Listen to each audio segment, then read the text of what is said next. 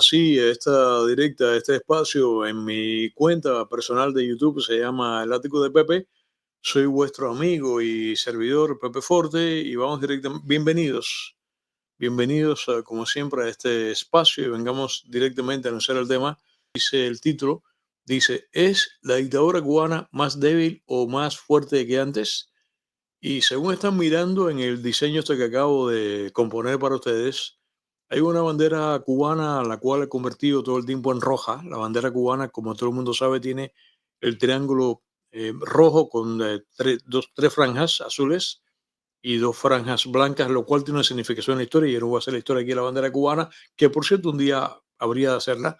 Sin embargo, la he puesto lamentablemente toda en roja para simular el comunismo por la bandera de la Unión Soviética y además infamantemente he sustituido la estrella solitaria en blanco por el ofensivo emblema de la hoja y martillo que significa el comunismo, o sea, la dictadura de un estado de obreros y campesinos, es lo que significa y es lo que acabo de hacer. Y como están mirando, muy a propósito, y quiero hacer la explicación, están mirando que en la parte baja trae tres imágenes en blanco y negro, lo que cada una con un color distinto. Aparece primero la imagen de Fidel Castro, maledicto, como yo le llamo acá. La segunda imagen, la que está en el centro, es la de Raúl Castro, el segundísimo, como yo le suelo llamar acá en este programa. A mí estos nombres realmente a mí me queman los labios y por eso he venido con estas sustituciones hace años ya. Y la tercera imagen en azul es la de Díaz Canel, que en este momento pues tiene el cargo de puesto a dedo de presidente y aquí también le llamamos el esperpento. Y las tres fotografías han sido escogidas porque, como el título dice, es la dictadura cubana más débil o más fuerte que antes. La imagen de Fidel Castro es una imagen de Fidel Castro en los años 60. La imagen de Raúl Castro es una imagen sobre el año 2006 o 7, que es el momento en que él se hace el poder cuando Fidel Castro se enferma precisamente en el año 2006 y le pasa, también de a dedo, le pasa el poder. Y la imagen de Díaz Canales Perpento es una imagen reciente. Porque el programa precedente, el que antecede a este, fue el que hicimos de esta crisis que tiene Cuba en este momento telefónica, porque Etexa, que es la compañía que controla la telefonía celular en Cuba, las comunicaciones y la distribución de Internet, como ustedes saben, acaba de hacer esta medida que restringe, que raciona el acceso de los cubanos a Internet. Y anoche en el programa, precisamente para explicar los argumentos de mi abordaje, anoche yo traje, anoche, o sea, el programa previo, traje a la conversación la presentación que hace la directora de Texas y es entrevistada por un joven periodista de la televisión cubana con una voz penetrante, aguda, desagradable. Y en un momento yo dije, y algunos de ustedes sé que no le resultó agradable, que yo dije, de acuerdo con un par de preguntas, de alguna manera agresivas, que le hace este joven a la entrevistada, que viene a defender los puntos de vista del gobierno, yo dije que este muchacho, que comienzo criticándolo, como pasa con todas las críticas que le dedico a todos los personeros de la prensa cubana, pero como le hice un par de preguntas incómodas a esta señora, yo dije que se me había convertido él como una suerte de héroecillo, o sea, un pequeño héroe chiquitito, por las preguntas que hizo. Yo di mi explicación del programa anoche, no voy a repetir los argumentos, y algunos de ustedes me dijeron, Pepe, ¿qué te pasa? Algo así, estás muy suave con esta gente, porque también yo incluso dije también en la víspera que los argumentos que había planteado esta señora yo los creía. Ella comenzó a decir que las razones por las cuales Texas acudió a la que acudió es porque se han quedado sin un centavo, lo cual es cierto.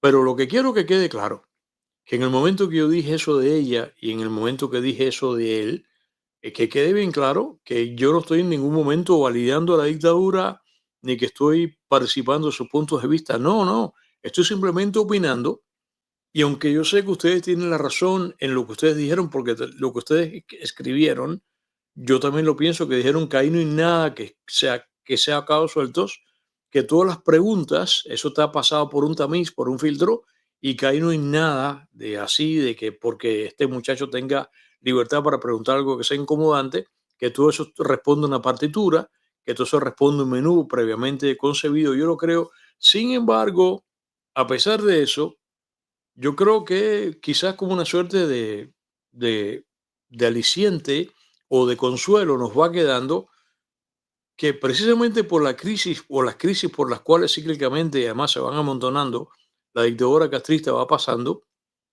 van ocurriendo cosas de estas que tienen cierto nivel de independencia.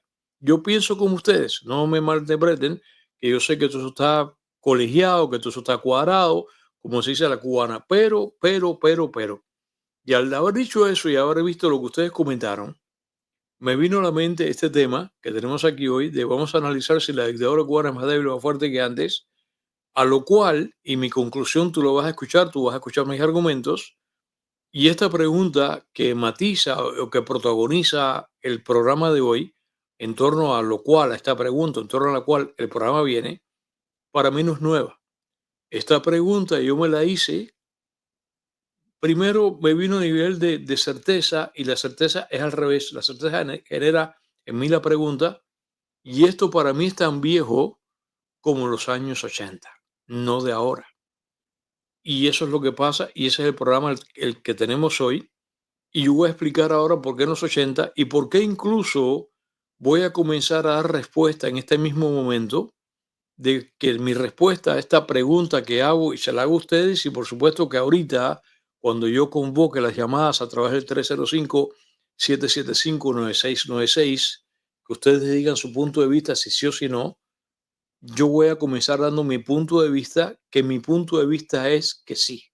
O sea, que esta pregunta de que si es acaso la dictadura cubana en este momento, protagonizada por Canel, si es más débil o fuerte que antes, y el antes, ¿cuál es? Bueno, retrospectivamente desplazándonos, el otro antes inmediato que le queda ahí detrás como una sombra, y que todavía está todavía vivo ahí, es Raúl Castro, y en el otro más atrás, en el otro más antes, que refiero, sería Fidel Castro, que afortunadamente ya no vive y vamos a, entonces a llegar incluso al año 59 y vamos a hacer esta pregunta, vamos a contestarla y voy a decir por qué yo creo que sí, entre el año 59 y ahora, precisamente haciendo un paseo escalonado, estratificado, por épocas, en términos generales, entre el 59 hasta ahora, para que yo explique el por qué yo creo que esta pregunta que acabo de hacer tiene como respuesta un sí. Posiblemente muchos de ustedes cuando yo convoide o convoca las llamadas y ustedes comiencen a llamar, ustedes me dirán que no y estamos aquí que somos todos oídos para esta situación y precisamente ya que acabo de hacer la pregunta y como hice la pregunta hoy, permíteme, para aquellos que en todo caso no la hayan visto, ustedes saben que diariamente, 90 y tanto por ciento de las veces, yo anuncio previamente el programa en mis cuentas de Facebook y acaso también en otras. Y les voy a mostrar ahora cómo yo lo anuncié y seleccioné dos respuestas que precisamente contestan esta pregunta que acabo de hacer y vamos a verlo acá. Y eso es lo que le quiero mostrar exactamente en este momento. Esto fue lo que yo publiqué más temprano hoy para anunciar el programa. Ahí está el thumbnail, que tiene la misma imagen también que acabo ustedes de ver en la parte baja de la pantalla, que es esta. Vengamos aquí ahora que dice, el tema del ático de Pepe en YouTube en vivo hoy y comienza con la pregunta. Dice, ¿es la dictadura cubana más débil o más fuerte que antes? Esta noche nos vamos a otro de esos análisis que solo este programa asume. Cubanos dentro y fuera de la isla piensan que la dictadura comunista cubana en su actual capítulo canelista es fuerte, inderrocable, como consecuencia de una línea de fuerza monolítica y rectilínea y que las tres cabezas de autoridad desde el 59 hasta ahora han empuñado las palancas de mando con igual firmeza, pero ¿es en realidad así? No. Pensamos lo contrario, o sea, lo pienso yo. Y explicamos esta noche por qué y cuándo fue que la pared roja cubana empezó a mostrar fisuras. Y digo a continuación, advertimos que este programa tendrá una segunda parte consistente, está conectado con este programa esta noche, consistente en un inventario de protestas antigubernamentales, algunas de las cuales son tan tempraneras como del año 1960 y que las jóvenes generaciones no conocen. Así que nos encontramos a las 8 de la noche en este programa y una vez que yo coloqué eso, se produjo como siempre una secuencia de respuestas de amigos y seguidores de este programa que también son amigos en Facebook y yo escogí dos, una que coincide con mi opinión y otra que es la contraria. Como están mirando en este momento, el amigo Calixto Manuel Escalona Agüero contestó en sentido contrario a lo mío, dijo, mi opinión es que hoy es una dictadura más fuerte, más sólida y con más experiencia para reprimir y para engañar al mundo y a mediocres izquierdistas que hay por montón donde quiera.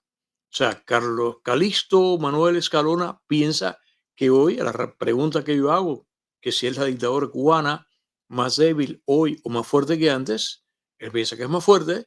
Y sin embargo, Ana Espinosa, como está mirando de una multitud de respuestas, Ana Espinosa está de mi lado y piensa como pienso yo, que dice que a esta pregunta, que si es la dictadura cubana más débil o más fuerte que antes, ella está diciendo que es más débil porque han permitido muchas cosas que en el 80 no se permitían y han tenido que ceder mucho. Habiendo visto esto aquí, vamos a comenzar ahora a contestar esta pregunta que yo acabo de hacer y que es lo que precisamente prima en esta conversación, que si es la dictadura cubana más débil o más fuerte que antes, y ya tú me escuchaste decir que yo sí creo que es más débil. Antes que yo comience ahora a explicar por qué yo pienso que es más débil, quiero otra vez, como dije ahorita, cuando hace un momento mencioné lo que en el programa La Víspera comenté, que yo dije que este joven de la televisión y la prensa cubana, que yo dije que a mí me llamó la atención que le hizo preguntas de alguna manera punzante a esta señora, que es la que dije Texas, y que incluso yo dije que esta señora, yo pienso que está diciendo la verdad, lo cual a mí me conviene, porque realmente yo lo que creo que lo que están ellos en una situación desesperada que no les ha quedado más remedio que admitirla y que por eso hay que tomar la medida que tomaron. De la misma manera que dije que no quiero que malinterpreten que al yo decir lo que yo dije, yo estoy como que aflojándome o que me estoy suavizando o que estoy de acuerdo con aquello. No, no, no, es todo lo contrario, simplemente es un análisis. De manera que yo decir que sí, que yo creo que la dictadura cubana hoy es más débil que lo que fue antes, desde ahora hasta el año 59, esto no significa de ninguna manera que yo la esté justificando, sino que simplemente quizás incluso nos sirva de acicate o nos sirva de referencia. Yo pienso que puede ser que tenga un lado positivo, que lleguemos a alguna conclusión como una suerte de ánimo para terminar concluyendo con lo que yo creo todavía que posiblemente estemos en vísperas de que esta dictadura explote, porque yo creo que ya esto no da más. Pero claro, tenemos tanto desánimo después de 66 años y después de haber visto, como yo hice un programa acá, aquí yo hice un programa que se llama Las crisis de la Revolución Maledictiana, en que cronológicamente fui narrando todas las crisis, que no las voy a mencionar aquí ahora, que fue, por ejemplo, la crisis de Mariel, o sea, primero la antecede la crisis de la Embajada del Perú, y anteriormente, ya en los 60, la ofensiva revolucionaria. Bueno, eso no fue una crisis de la microfacción, y así yo voy mencionando, y sin embargo, lamentablemente, esta dictadura ha venido sobrevolando. Incluso yo hago ese análisis en lo que llamo el periodo clásico maledictiano, que ya ese programa yo lo hice acá, que corre para mí del 59 al 89, y yo termino el 89 con la crisis del caso Ochoa. Y sin embargo, la sobrevoló, y después incluso sobrevuela, en el 94 sobrevuela también la crisis del Maleconazo. E incluso ahora más recientemente, ya en el periodo canelista esperpéntico, supera también el levantamiento del año 21, el verano del 21. Y ese tipo de cosas todas nos van conduciendo a este desánimo en cuya cuadrícula en este momento me encuentro plantado, y tanto ustedes también. Y por eso fue que incluso en el programa La Víspera casi todas las llamadas fueron pesimistas, diciendo que aquí no va a pasar nada. Sin embargo, escucho ahora mi punto de vista de que por qué yo creo que la dictadura cubana en este momento es más débil, lo cual además me congratulo que sea de esta manera, porque eso francamente es lo que yo creo.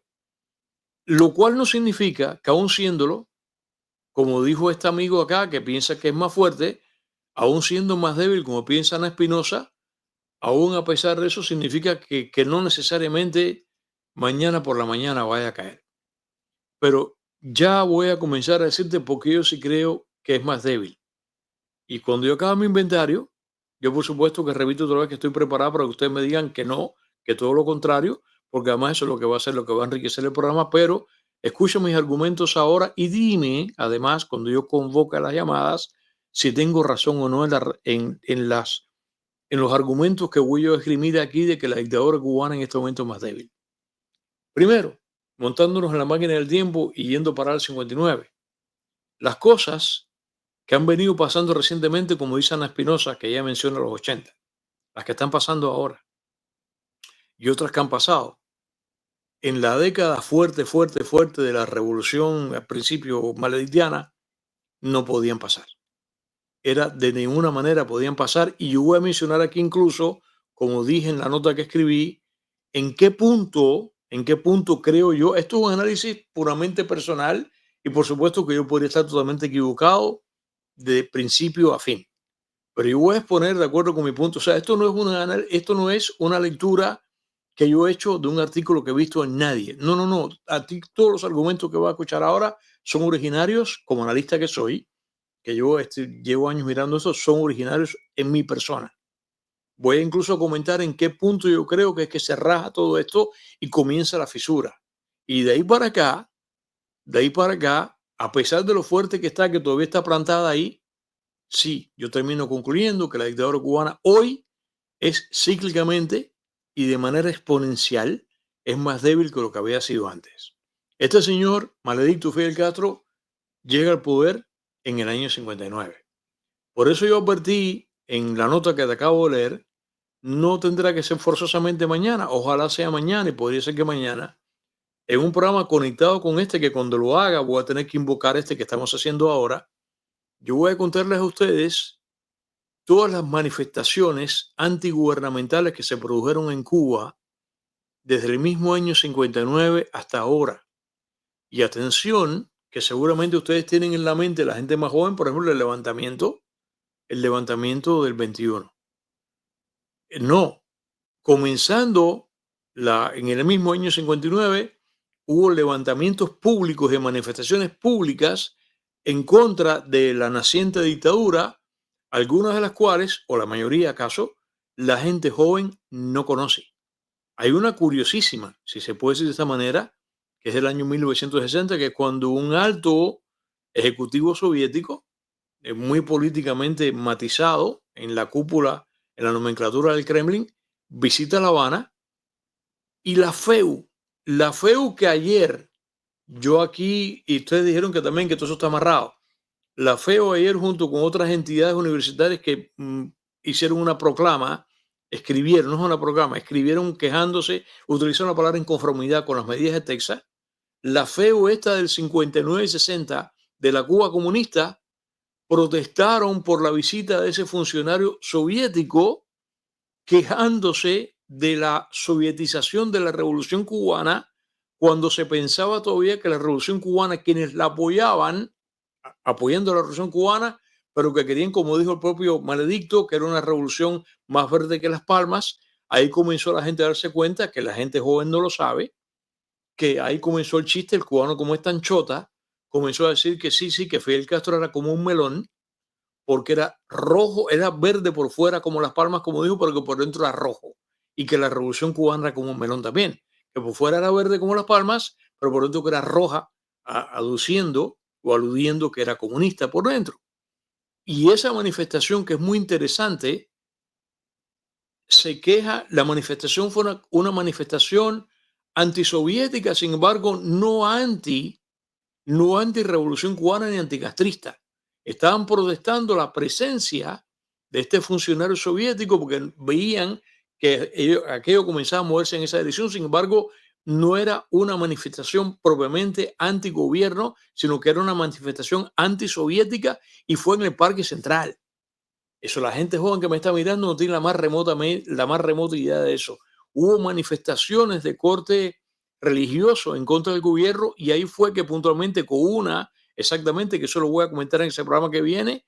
Ahí es que es la razón por la cual esta revolución maledictiana prohibió, la razón por la cual en Cuba no hay procesiones, que al principio las hubo, que salir con el santo aquí en andas, en los hombros. Esa fue la razón por la cual en Cuba las procesiones fueron prohibidas públicamente y en algunos casos solamente fue tolerada hasta que finalmente eso se destiñó en los jardines de una iglesia, en las afueras de la iglesia, pero no fuera. Por eso que en Cuba no hay procesiones. Todavía a estas alturas no las hay, no las hay, porque se dieron cuenta que aquello se lo podría convertir en una manifestación anticomunista y antirrevolucionaria o contrarrevolucionaria, que es el término que ellos utilizaban. Entonces, para demostrar eso, ese programa vendrá más adelante. Pero el punto que voy exactamente es que en todo este panorama, que al principio Maledicto tiene que batallar con un montón de cosas, entre ellas, Maledicto tiene que batallar y tiene que deshacerla. Tiene que batallar contra sociedad civil. En Cuba hay sociedad civil. En Cuba el manotazo férreo no fue inmediato, él le costó trabajo. Incluso hasta a nivel institucional, él tiene que venir desarmando instituciones de todo corte, incluso las de gobierno, las que funcionan, comienza a alterar los ministerios. Yo hice aquí el programa de la institucionalidad maledictiana, ahí es cuando crea el INRA y crea toda aquella partida de porquerías y crea la CONACA y crea todo aquello. Él tiene que ir desarmando ese aparato.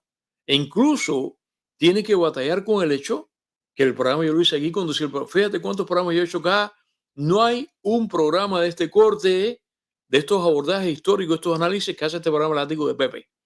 Cuando yo hice aquí el programa de la historia de Urrutia, que era presidente, y él tuvo que batallar con eso, de cuenta que no le convenía, entonces le crea a Urrutia un invento, un caso, y lo obliga a renunciar sin que además Urrutia diga, pero ¿y esto qué diablos es? Como pasa, por ejemplo, como él expulsa a los sacerdotes de Cuba que tienen que refugiarse en el buque Covadonga y se van, que es un programa que sí no he hecho, que lo he prometido, que no lo he hecho todavía.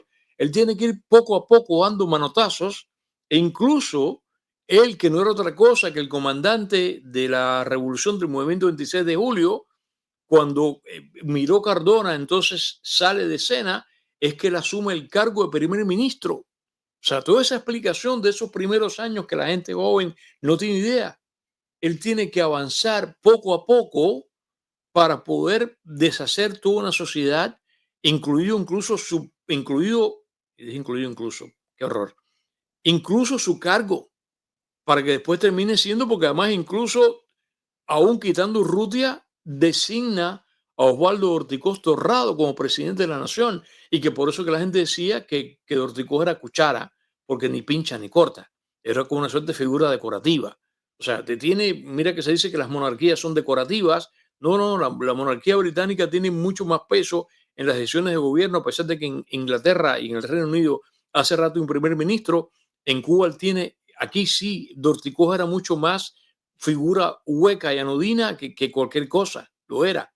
Y esto finalmente después desaparece cuando ya viene la constitución del año 76. Tiene que ser la constitución, una constitución que es la del 59, que fue la ley fundamental de la revolución que febrero, que ese programa lo he prometido, que tengo que hacer aquí una comparación de la constitución del 40 con esa ley fundamental, cuyos cuerpos yo tengo aquí en mi casa, están ahí delante de mí en el librero que está detrás de la cámara esa que yo estoy mirando aquí ahora, y hacer esa comparación. Y finalmente cuando viene con la constitución del 76, que después la ha venido modificando, y es esta que hay ahora, que ha tenido varios hermetismos o varias hermetizaciones de hace un tiempo para acá, especialmente motivado por Osvaldo Paya Sardiña. ¿Ves? O sea, en este periodo todo, al principio, él poco a poco, él se va haciendo un poder más férreo, de un poder omnímodo, en que en Cuba desaparece el Estado de Derecho, y esto es un Estado que no es por la razón, sino que es por la fuerza, y él tiene que ir desarmando todo esto, y ahí, bueno, pues por supuesto que comienzan los encarcelamientos, y viene la detención de Ubermatos, y viene el fusilamiento de Sorí Marín. Esas cosas todas van poco a poco, y todo eso lo que va haciendo es que él, en vez de tener pies de barro, como la alusión bíblica, lo que va haciendo es que se va transformando al revés y termina teniendo los pies de hierro. O sea, de la cabeza hacia los pies, termina teniendo pies de hierro y termina con esta solidificación hasta el día de hoy. Pero primero, eso le cuesta trabajo, y es la razón por la cual es explicable, es la razón por la cual Cuba comunista llega a tener un presidio político para nada envidiable, que no solamente en términos absolutos de la cantidad de presos políticos que tuvo, sino proporcionalmente de la población de Cuba con la cantidad de presos políticos, como yo te he contado, que la cifra La cifra yo creo que va a ser fácil de colegiar porque están los registros de toma de la gente encarcelada, por mucho que hayan quemado ellos, pero todavía es de alguna manera difícil. Yo recuerdo que como en mi casa, lamentablemente, el presidio político, como ustedes han escuchado comentar acá, sí tocó la puerta de mi casa y entró a mi casa, y yo he estado expuesto desde mi infancia a esto. Siempre se ha dicho que quitando los fusilados, porque ustedes, que aquí el programa Fusilado lo hicimos, que fusiló hasta todo lo que le dio la gana, especialmente el guerrillero patético. Pero la cantidad de presos políticos que llega a tener Cuba todavía se calcula que fue entre 30.000 y 60.000. Es la razón por la cual estaba asignado el presidio modelo de Isla de Pinos, más La Cabaña, más El Príncipe, más Boniato, y después entonces siguió creando prisiones, después vino el Combinado del Este, más incluso a través de los planes de rehabilitación, Cuba la sembró de granjas, y yo recuerdo que creo que fue Elizardo Sánchez, que una vez él tenía, cuando estaba caliente, allá en los años 90, a principios de los 2000, él tenía en su casa un mapa que estaba lleno de puntos negros y cualquiera diría, ¿qué son esos? ¿Son hoteles? No, no eran hoteles. La cantidad de prisiones, o sea, Cuba, de acuerdo con su extensión territorial, Cuba, posiblemente el continente, por lo menos proporcionalmente, y quizás incluso, qué pena, en términos absolutos, Cuba es uno de los países que más penales, o sea, que más cárceles tiene, la mayoría de ellas de corte político. O sea, en Cuba hay como todos, bueno, como todos no. En Cuba, como en tantos países, hay prisioneros, los llamados comunes que delinquen, pero en Cuba hay hay presidio de conciencia, que es una cosa bochornosa que en los países democráticos no existe prácticamente. Entonces, la razón por la cual hay tanto prisionero político en Cuba, por eso que el presidio político fue lamentablemente fue tan nutrido, que para nada es un honor ni nada, es la razón por la cual la oposición toda la va desarmando y además va encarcelando gente, va fusilando gente y lo que le sobra de los fusilamientos, entonces esas condenas que eran de así muerto de risa, 15 años, 20 años, 30 años, que es la prisión, es la pena máxima, 30 años es una barbaridad. Tú quedas preso con 30 años y te sacan los 30 años, sales un anciano, sales con 60 años. Es francamente un horror. Pero en todo este periodo que te cuento, hasta que finalmente, incluso que yo he venido comentando acá, que son los análisis que yo hago aquí como analista de la historia esta de Cuba, cómo él va solidificando el proceso, y una de las maneras que él tiene de solidificar su proyecto es a través del exilio. En cuanto él se deshace de la gente que por lo menos, si no va a conspirar contra él, que era el caso de mi familia, a pesar de el solo hecho de que la gente hable en contra del gobierno, él no quiere eso. Él lo que quiere es una población totalmente acólita y que esté de su lado. Y eso, ¿cómo lo resuelve? Canalizando primero que inmediatamente la gente comience a ser de Cuba. Yo he comentado acá todos los estratos que ha habido, que primero, bueno, las visa waivers, los vuelos de Panamá, los 14.000 niños que se van con la operación Peter Pan, después viene Camarioca, a continuación Camarioca pare, por así de esta manera, que este año es aniversario redondo, los vuelos a Libertad, la gente se sigue yendo, eso del 65-73, paralelamente la gente salía por España. Al principio, es la razón por la cual Agustín Tamargo, por ejemplo, va a parar a Venezuela. Al principio mucha gente salió por Venezuela, hubo cubanos que se quedaron en Venezuela, la mayoría terminaron viniendo para acá. Después llega el 80, viene el Mariel, el 80, como ustedes saben, que fue el otro programa que yo hice aquí, que fueron las salidas por los llamados terceros países, que eran por embajadas en La Habana, y ahí son las salidas por Panamá, las salidas por Costa Rica, las salidas por México, todo ese panorama, las salidas por Perú, la embajada de Perú, esas cosas todas. Y cada vez que él saca gente de Cuba, él se va solidificando. De manera que, de manera que, en este primer periodo que te estoy contando cómo él va solidificando su poder entre presidio político, entre que va estigmatizando a la ciudadanía, que la va aterrando, esto es un estado de terror, entre que además canaliza las salidas a través de, sobre todo en los 60, los vuelos de libertad, que eran, como tú me has escuchado comentar acá, que era una cosa tremenda, eran 2 vuelos diarios en esta aerolínea, que el único que le has dicho a ustedes, ¿cómo se llama la aerolínea? Es tu amigo Cerebro Pepe Forte, Yo le he preguntado a gente que se fue por ahí y no sabe cómo se llama la aerolínea. Se llamaba Airlift. Eran aviones de DC-7 que salían de Varadero hacia Miami. La única persona que revivió, que se llama Airlift, la compañía, tu amigo y servidor Pepe Forte. Entonces, todo eso lo va haciendo de manera que, primero, como te cuento, de Resistencia, viene Girón, o Bahía de Cochinos, como decimos por acá. Él encarcela a la oposición. Ustedes me han escuchado comentar que incluso un programa que yo habría de hacerlo por separado, que lo que después él le critica que hace Pinochet en Chile, él encarceló a la gente, metió gente presa en el estadio, aunque la gente le dice latinoamericano, casi no se llama, que el estadio del Cerro del Béisbol en La Habana, y metió gente para Mar de Junco. Mi madrina, Marta Ramírez, íntima amiga de mi madre, que después murió aquí en el exilio, yo recuerdo, yo crezco escuchándola a ella, ella fue a parar a prisión, ella fue predetenida porque él sabía que había focos de resistencia que estaban preparados para cuando se produjera Bahía de Cochinos, pues salir y hacer las cosas y después que bueno, que acabara triunfando la invasión, bueno, en corregir al país. Él detiene a esa gente y mi madrina cae presa, que tú me has escuchado comentar, matancera a ella, y la recluyen en el Palmar de Junco, el estadio de Matanzas, y por eso tú me has escuchado comentar que de cuando en cuando, metidos en las gradas, estaban los custodios, estaban en el terreno, y una vez los balearon con ametralladoras y ella se tuvo que lanzar. Una mujer joven, tenía 20 y pico de años, se tuvo que lanzar y en la caída, que era como un primer piso, se le desprendió un riñón. Pues usted me ha escuchado comentarlo acá a nivel anecdótico, pero es cierto lo que estoy contando. Entonces, todo este periodo tiene que batallar con todo esto, pero con estos manotazos que él va dando, de todas estas cosas que he venido comentando, termina solidificándose. Y ya para el año 65, 66, 67, ofensiva revolucionaria mediante, la disolución de la microfracción, el apoyar entonces a la Primavera de Praga, programa que hicimos acá, la microfracción también lo hicimos acá, la ofensiva revolucionaria también lo hicimos acá en este canal. ¿Cuántas cosas yo no he hecho aquí? Este es el canal de historia por excelencia de Cuba, ¿ok?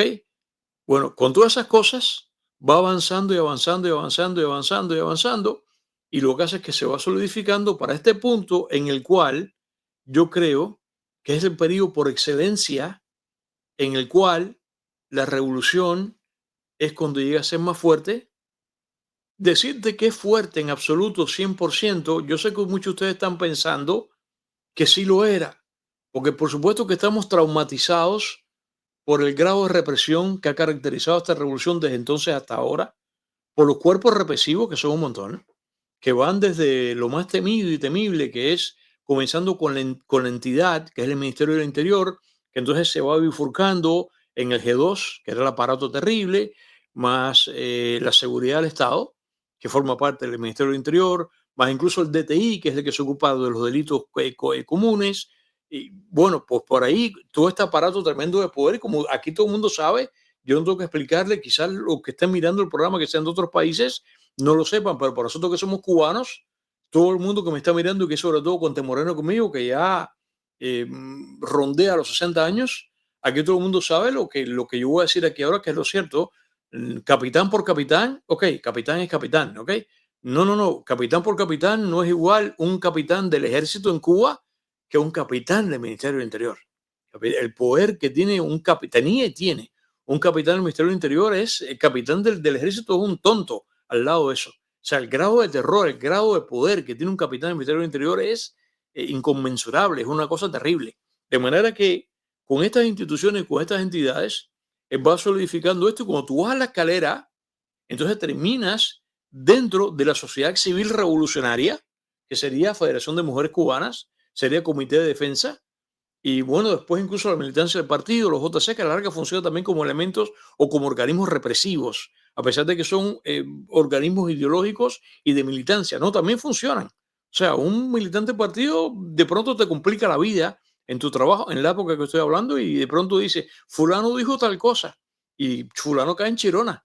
Y de ahí a que pierda el trabajo y que termine preso es igual sin que medie la policía. Después viene la policía y te llega preso. Y eso te pasaba con militante de la JC, porque fue lo que yo conté a mí, que me pasó a mí, estando en San Alejandro, cuando aquel compañero de clase que yo tuve, de pronto yo tontamente digo que tengo un pasaporte en el año 75, el pasaporte del 62 que pongo cada rato acá, y ese por poco me echa de la escuela, Suerte que en el momento que me forma el escándalo en el aula de escultura, el profesor Menchaca había salido. Si no, ese día me cuesta San Alejandro.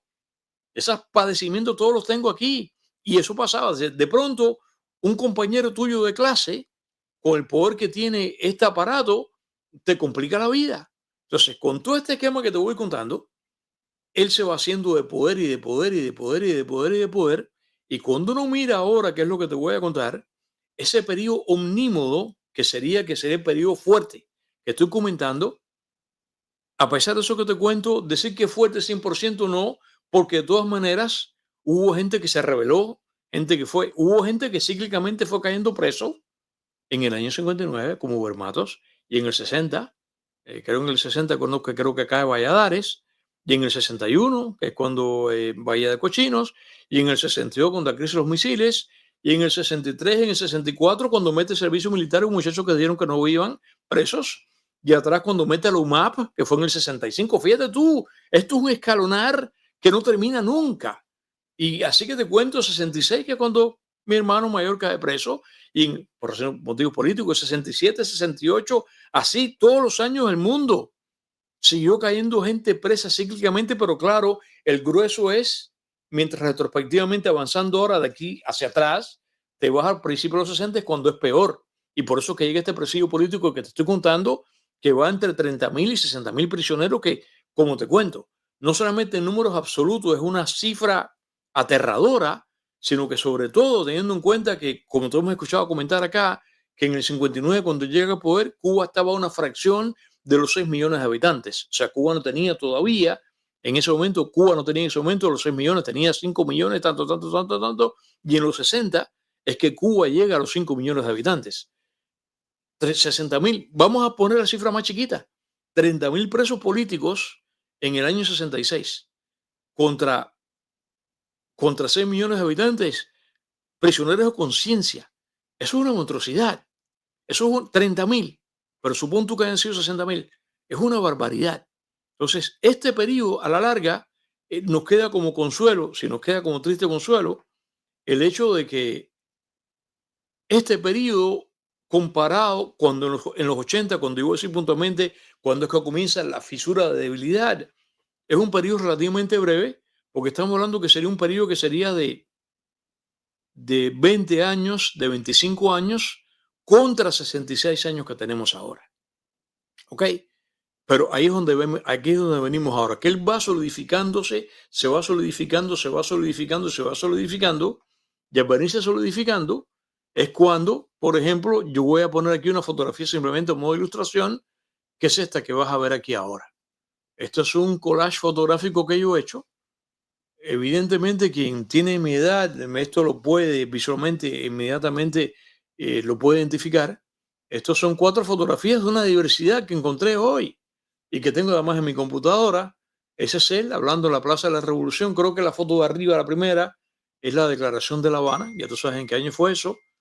Ah, tienes aquí incluso las otras fotos. O sea, estos son discursos de él que, como tú ves, enfrente, fíjate que en la fotografía de encima, que es la Declaración de La Habana, fíjate que el edificio que es el Tribunal de Cuentas, programa que ya yo hice aquí, que todavía fíjate que no tiene la cabezona, el relieve es el Che Guevara, no lo tiene todavía, el guerrillero patético. Eso es lo que convierte en Ministerio del Interior. Pero fíjate que lo que está a la derecha de él es el edificio maravilloso de la Biblioteca Nacional, programa que prometo con eso todavía acá, que habitualmente él lo decoraba con una consigna política de acuerdo con el motivo del discurso, lo puedes ver ahí. Bueno, este periodo, estas fotografías todas son evidentemente 64, 65, 66, 67, 68, por ahí, por ahí, por ahí, por ahí, por ahí. Fíjate, esa es la concentración en la Plaza de la Revolución. Mira qué cantidad de gente. Este es el periodo en el cual ya para entonces, de acuerdo con lo que históricamente yo te he venido comentando, aquí tiene el poder absoluto.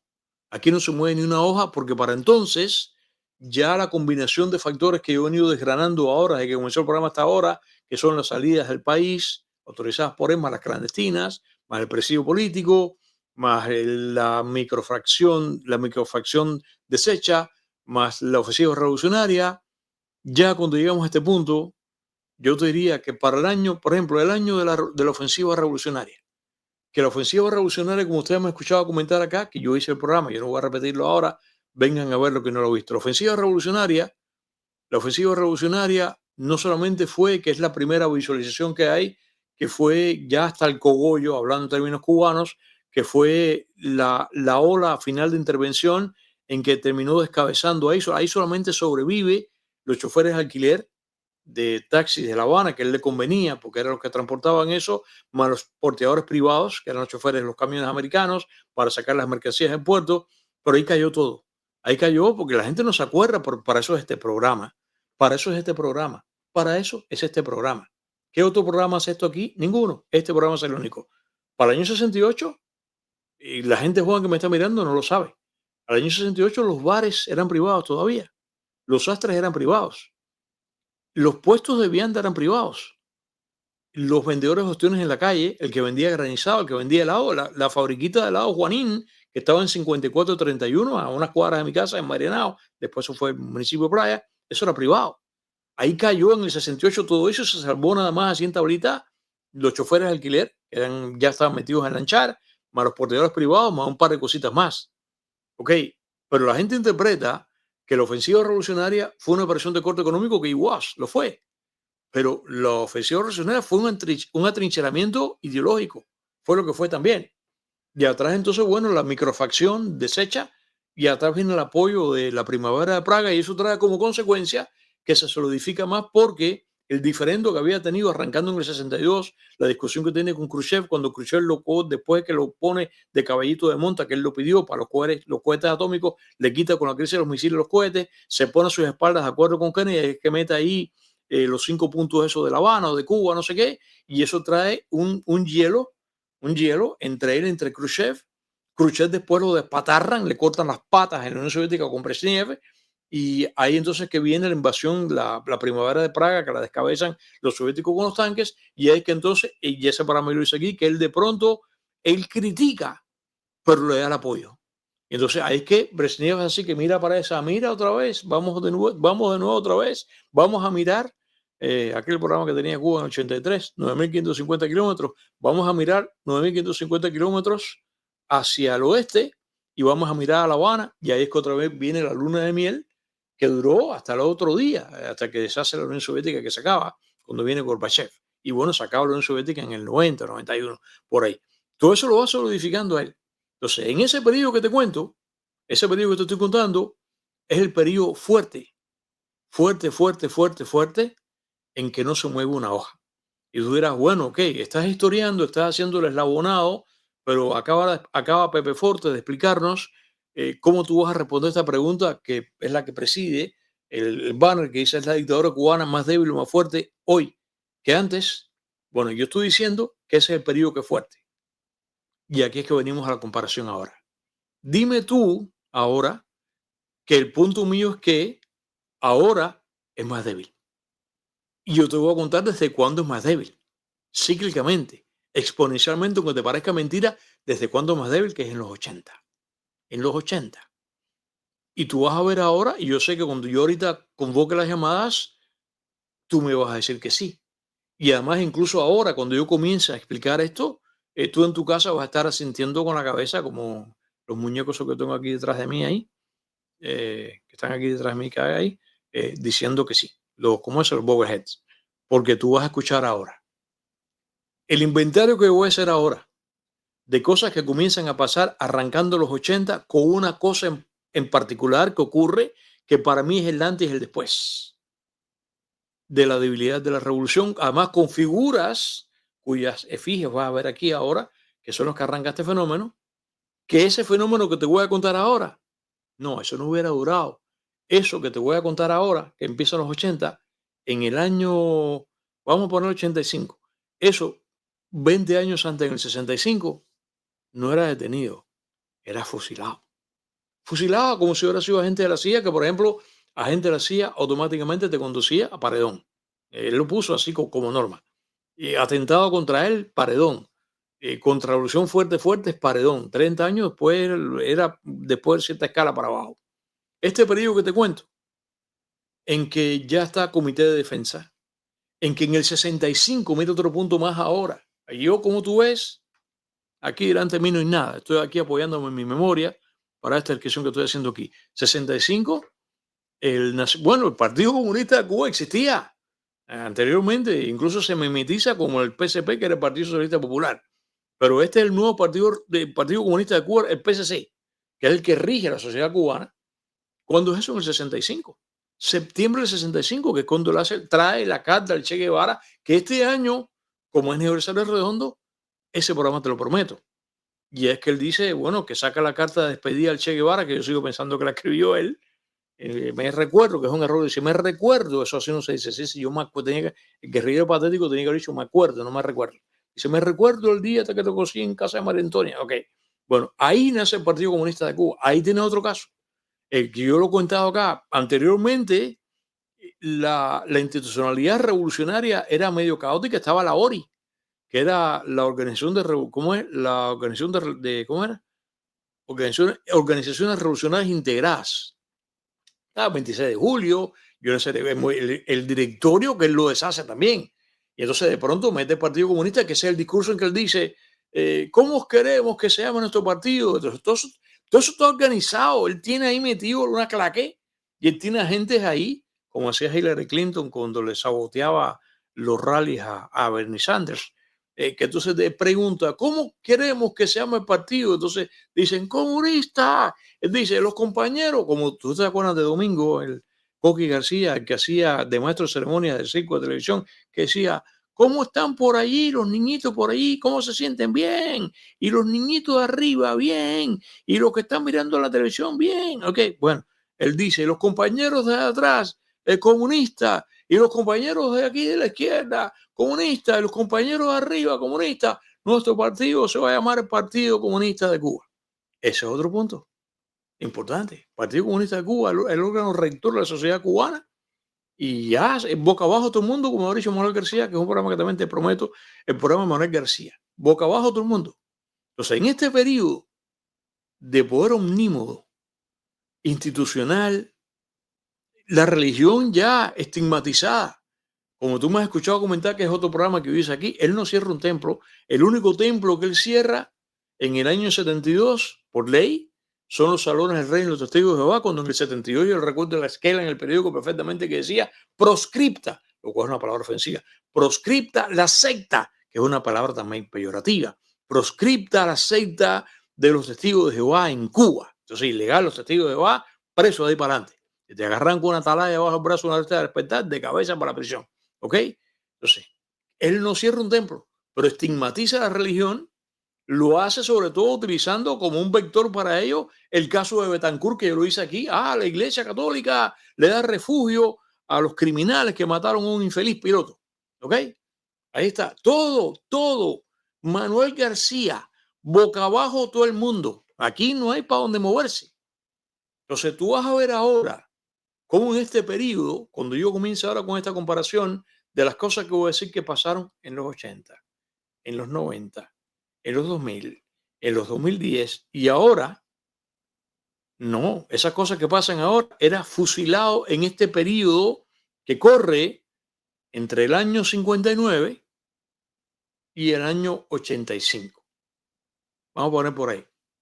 Yo ahora quizás, a pesar de mi memoria y de mi vocación por historiar, me gustaría que ustedes ahorita me llamaran y me lo dijeran, que seguramente que ustedes lo saben puntualmente, que es a donde vengo yo ahora. Ok,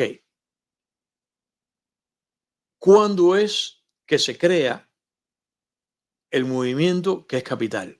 Este es, para mí, el antes y el después. O sea, como te dije ahorita que yo escribí en la nota de presentación en Facebook, que yo hablo de la fisura en la pared roja. Para mí, la primera fisura y de ahí para adelante, eso lo que hizo fue que todo se craqueló y fue y como tuvo una rajadura, un parabrisas de un carro que hace ¡paf! Te cae la piedrita así, de pronto eso se y termina craquelándose todo y así, ahí comenzó. Y ese golpecito en el parabrisas, en la pared roja, el primer puntillazo fuerte, que para mí, ahora dime tú, esa es mi idea, tú me vas a decir si yo tengo razón o no. el antes y el después, es el establecimiento en La Habana del Comité de los Derechos Humanos.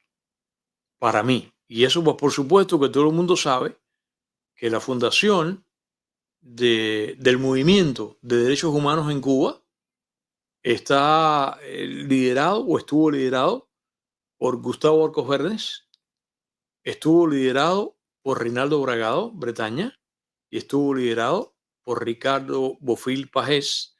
De los tres, que los tres lamentablemente murieron, sobre todo en el caso de Reinaldo, que muere precozmente, mucho más joven, de los tres, ya los tres murieron. Arcos Verdes muere en el 2006, Ricardo Bofill muere en el 19.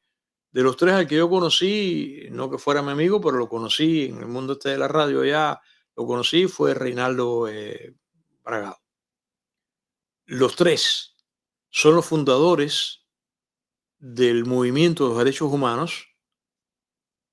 Y las cosas, yo sé ahora quizás la gente que me está diciendo, que la gente que, perdón, que me está mirando fuera, que me está mirando en Argentina, que me está mirando en Chile, y dice, aguanta, Pepe, que además este programa también te lo debo.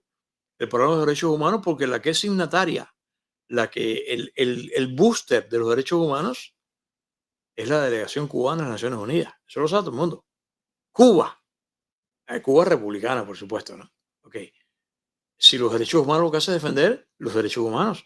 Y la revolución esta maledictiana se pasa diciendo la vida que es generosa, que es humanista y que es muy humana. Y en Cuba, que te agarren con la Declaración Universal con los 40 puntos de los derechos humanos metidos en bolsillo, vas de cabeza para la prisión. ¿Por qué derriban a los hermanos del rescate, las dos avionetas de las tres que estaban volando los hermanos al rescate? Porque Basulto entra en La Habana y lo que hace es que lanza del avión los papelitos con la Declaración de Derechos Humanos. Y el que agarrara en ese momento agarrando papelitos de cabeza para la prisión. Entonces, ¿cómo es posible que haya una nación en la cual, que además paradójicamente es Cuba, el booster de la firma, el signature, o sea, la rúbrica de la Declaración Universal de los Derechos Humanos? Y esta misma Cuba, en manos de tiranía, unos años después, persigue como si fuese un acto, bueno, ellos lo consideran contrarrevolución, un acto de insurrección, el mencionar, el invocar los derechos humanos en Cuba. ¿Qué cosa? Pero yo creo esto, o sea, aquí es donde yo vengo ahora, que recuerde que mi punto de vista es que yo sí creo que la revolución maledictiana esta del esperpento, con todo el poder que tiene, con toda la gente que metieron preso con el levantamiento del 21, mi respuesta es esta. Esto es un programa de análisis hoy. Y mi idea, esta que tengo es mía, no de ningún lado, insisto, que es más débil.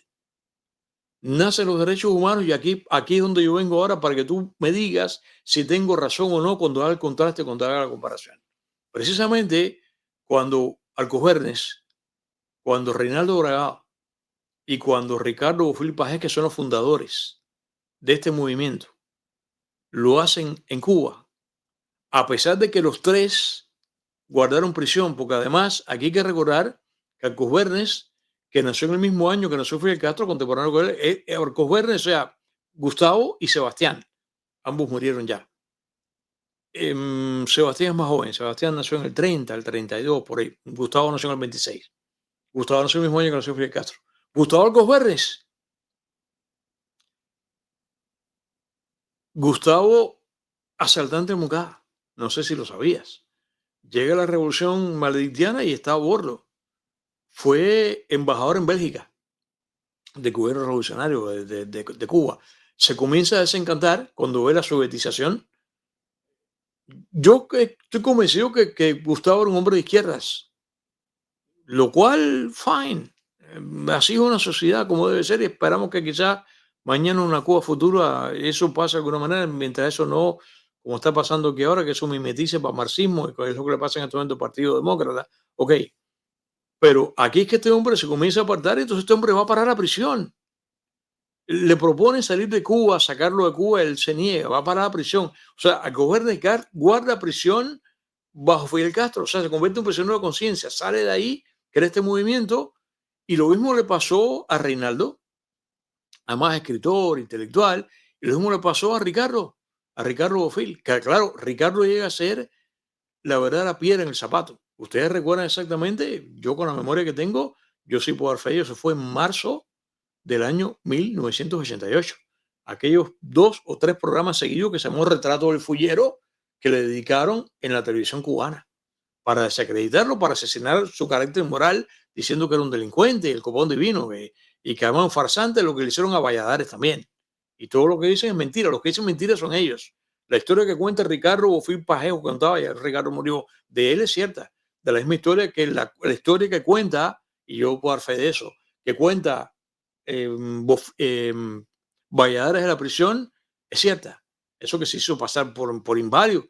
Valladares estuvo inválido. Eso no es ningún cuento de camino. Eso es la pura verdad. ¿Ok? Bueno, Ricardo Bofill Pagés guardó prisión y son los fundadores. Y aquí es donde vengo aquí ahora.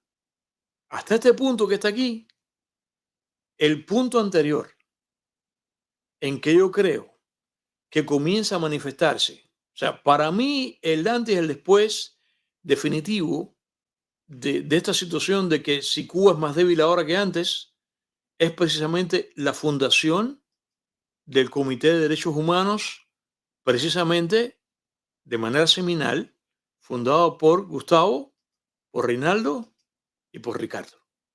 Y este es el punto para mí importante, el antes y el después, porque esto realmente para la revolución castrista, con el poder que tiene, esto es terrible. Sin embargo, los síntomas de debilidad, ya esto es debilidad manifiesta y te lo voy a contar porque ahora. Pero los primeros síntomas de debilidad que comienzan a verse, yo creo que hay un punto importante que es el año 1980. Cuando en el 80, que ahora en estos días yo quería otra vez regresar al tema, incluso tengo un gran amigo querido que lo invité para que venga al podcast, que es el asunto que estamos cumpliendo ahora en este periodo, mayo y junio, abril, mayo y junio, estamos cumpliendo 45 años de los incidentes de la Embajada de Perú, el incidente de la Embajada de Perú y el Mariel. 45 años. 45 años. O sea, el niñito que nació en esos días tiene ahora 45 años. Ya tiene que comprar tinte para el cabello. 45 años.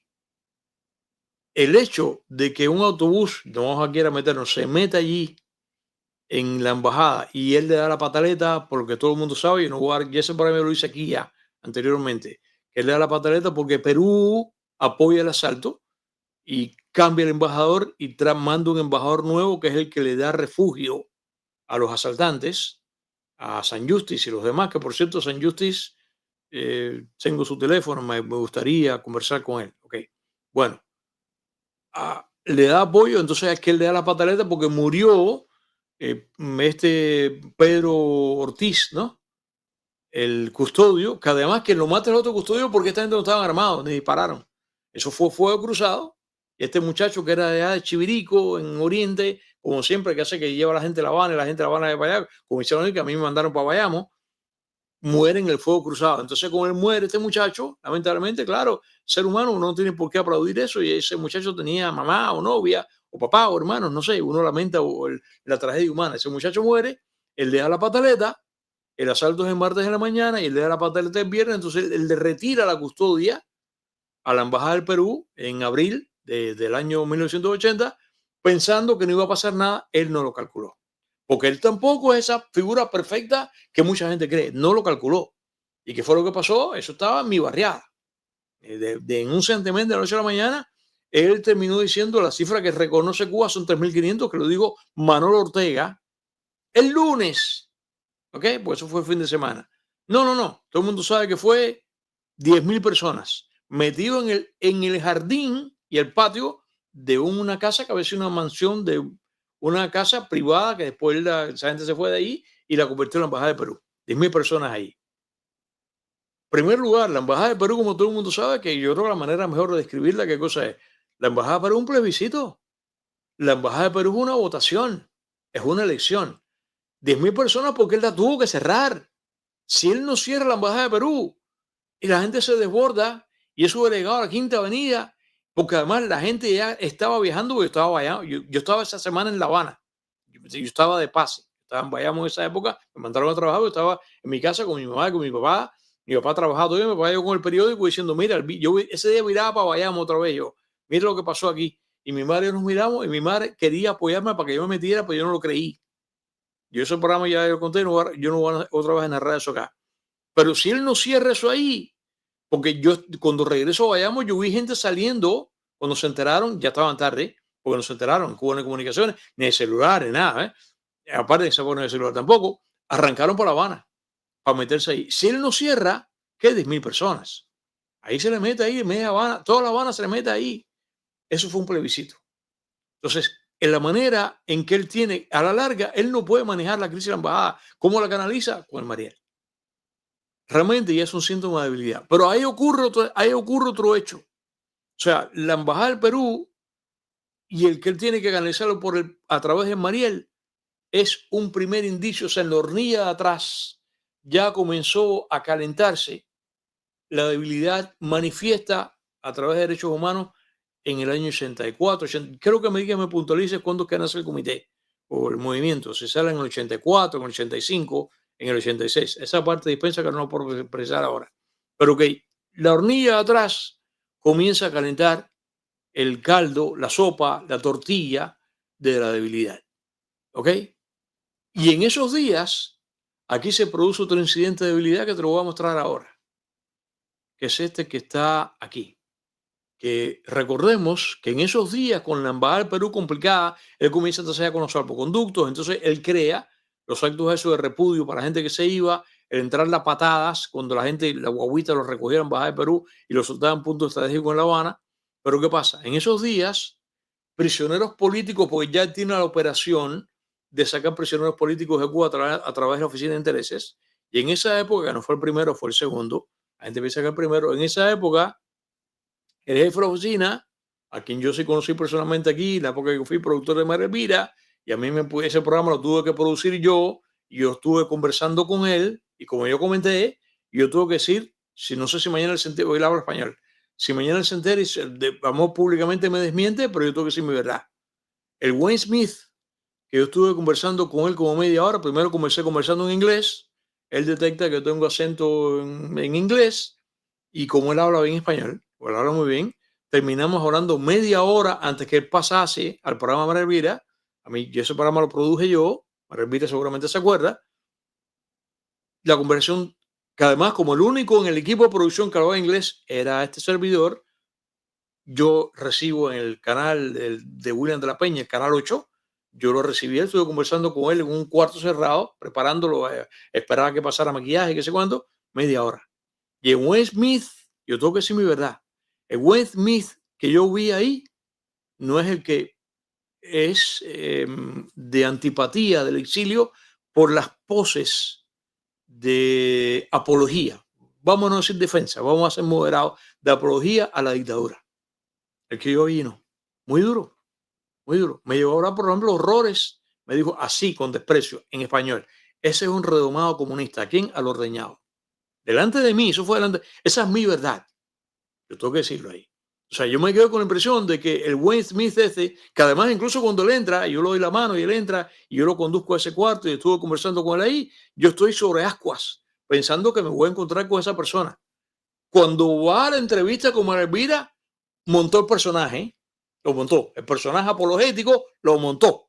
Incluso en un momento del diálogo, cuando ustedes no saben cómo se hace televisión, pero María Elvira, con mucha gente, como tiene Hannity y tiene todo el mundo, tiene un interno aquí. Y el equipo de producción son gente capacitada como lo era María Elvira. No sé que María Elvira no lo era, pero eso como tú estás jugando ajedrez, que el que está sentado detrás de ti ve una jugada que acaso tú no ves. Entonces, en los equipos de producción se les dicta cosas al oído. Y el que producía cada programa era el jefe y ese día yo era el jefe de ese programa. Entonces, cuando María Elvira le pregunta a Wayne Smith acerca de Manos al Rescate, él dice, eso fue un error. Y el que le dice a María Elvira, no es que María Elvira haya sido incapaz, pero puntualmente es verdad y esta es mi verdad. El que le dice, porque además yo me inflamo cuando he dicho eso, entonces yo no se lo digo a María Elvira, yo tengo abierto el interno y yo lo que le digo, yo María me está escuchando, yo lo que digo es, no fue un error, fue un crimen. Yo lo que estoy es molestísimo en la sala de producción. Entonces María me oye y María le dice, no fue un error, fue un crimen. Ahí María fue en mi caja de resonancia porque yo no le dije dilo. Fue que ella me estaba oyendo y yo no pude aguantarme cuando él moviendo su pie, un hombre muy alto, con un zapatón gigantesco así, hombre gigante, está moviendo el pie. Dice, eso fue un error. Y yo ahora como movía el pie así. Y yo le digo, eso no es un error, eso fue un crimen. De manera que él monta el personaje allí. Pero ¿qué? Al punto que vengo aquí ahora. El momento en que se produce lo que te voy a comentar aquí ahora, para mí es otro momento de debilidad. Que es el momento en el cual, como Cuba está canalizando salidas de presos políticos a través de la embajada americana, que no es la embajada americana, la oficina de intereses, y Wayne Smith en ese momento era el segundo jefe. Él no fue que la estrenó cuando Carter la abra en el 77, es el segundo. Pero en ese momento lo era. Él y la segunda debajo de él era Susan Lamana. Eso nada más se acuerda hasta que está aquí. Mucha gente no se acuerda aquí.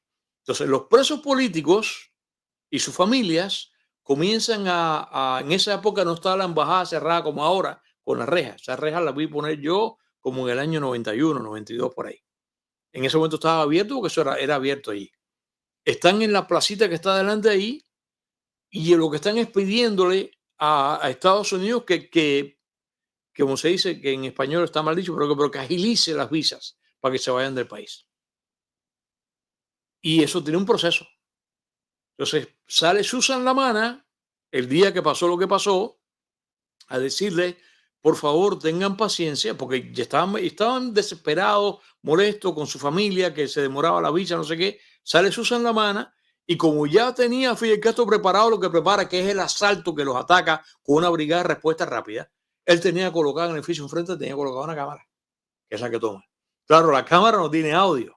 Entonces está de lejos la cámara y se ve Susan Lamana chiquita y Susan Lamana sale y le dice a ellos por la puerta que yo entré un montón de veces, en la época que estábamos tramitando por el país, había una puerta que daba a Calzada y esta es la otra puerta. Ella sale por la otra puerta y les dice, esa gente, todos hablan español, le dicen a estos expresos políticos, tranquilo, estamos tramitando, estamos en esto, era como la segunda vez que ellos iban, estamos tramitando, pero los expresos políticos están molestos, entonces le dicen, no, algo así como, pero no estamos contentos, queremos una explicación. Entonces Jesús Salamana entra y le dice, yo les voy a traer, dime tú, eso no se hace, pero para que vieran que Estados Unidos está gobernando, le dice, yo les voy a traer al señor Wayne Smith, que es el director, el jefe de la oficina, o sea, el embajador, que es lo que es.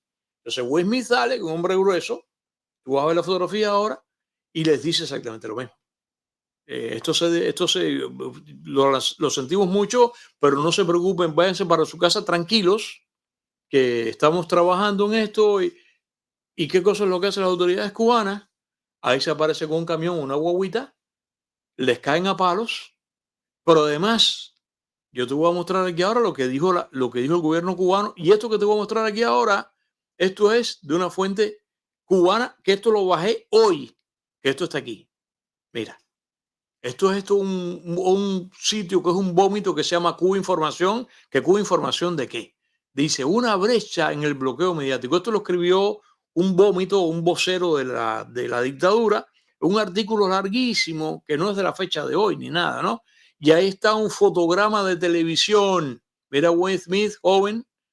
Y entonces mira el subtítulo que tiene la fotografía. Mira lo que dice. Lo que dice es, jefe, no da el nombre, jefe de la sección de interés de Estados Unidos en Cuba, arenga a personas concentradas frente a esa sede el día 2 de mayo del año 1980. Todavía a estas alturas, esta gente jugando con la ignorancia de Cuba, que es un programa que yo hice aquí, y jugando con la ignorancia de los cubanos, siguen haciendo esto. Mira, eso que está ahí, aparte que es infamante y aparte que es mentira, eso no puede ser cierto nunca. Ningún embajador de ningún sitio, y menos Estados Unidos con la circunstancia incómoda que tiene con Cuba, ningún embajador sale a arengar a nadie. Eso nada más los cuentos chinos, por eso este programa hace tanto daño en Cuba. Porque ahora en este momento hay mucha gente que por primera vez ha dicho, coño, yo no había pensado en eso. Ningún embajador ni ningún diplomático arenga. Primero, por norma diplomática, no lo puede hacer. Pero además, ¿para qué cosa es un diplomático? Los diplomáticos lo que hacen es que median. Eso es una mentira atroz.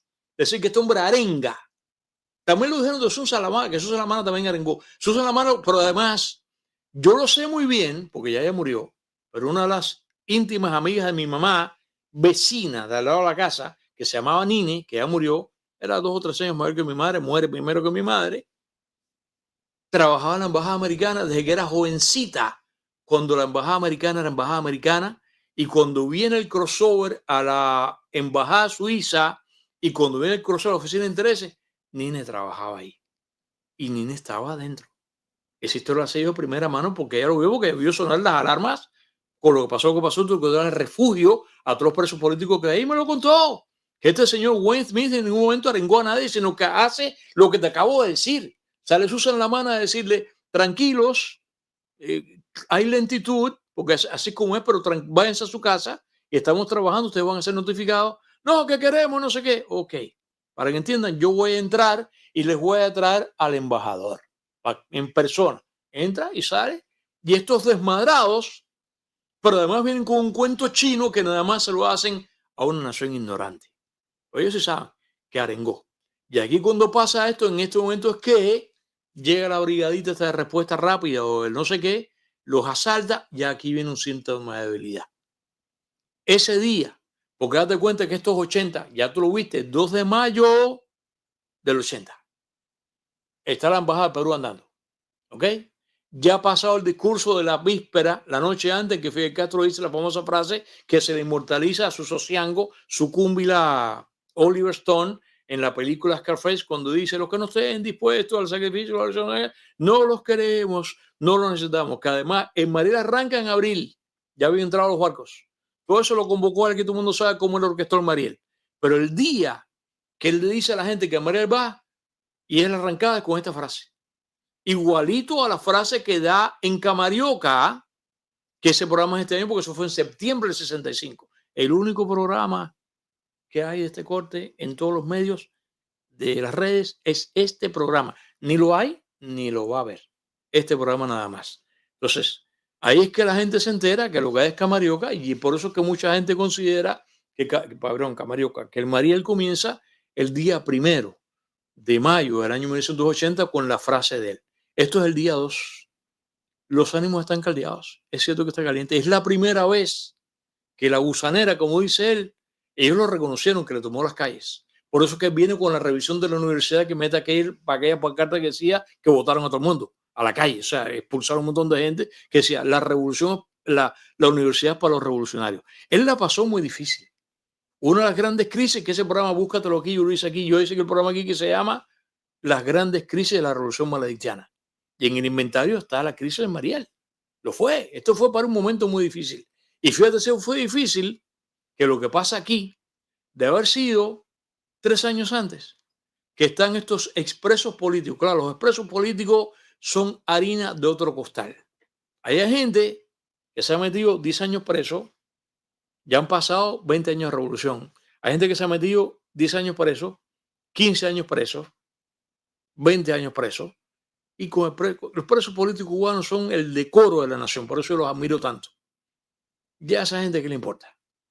Pero de todas maneras, en otro momento, teniendo en cuenta que lo que tienen en mente, que lo que se quieren es el paz del país y que mucha gente que no quiere volver a caer preso otra vez, cuando baja el camioncito allí, no corrieron. Si eso hubiera sido, ese incidente, si eso hubiera sido 5 años antes, 3 años antes, posiblemente ese camioncito disuelva a los que estaban ahí, porque además había niños y había mujeres con ellos ahí.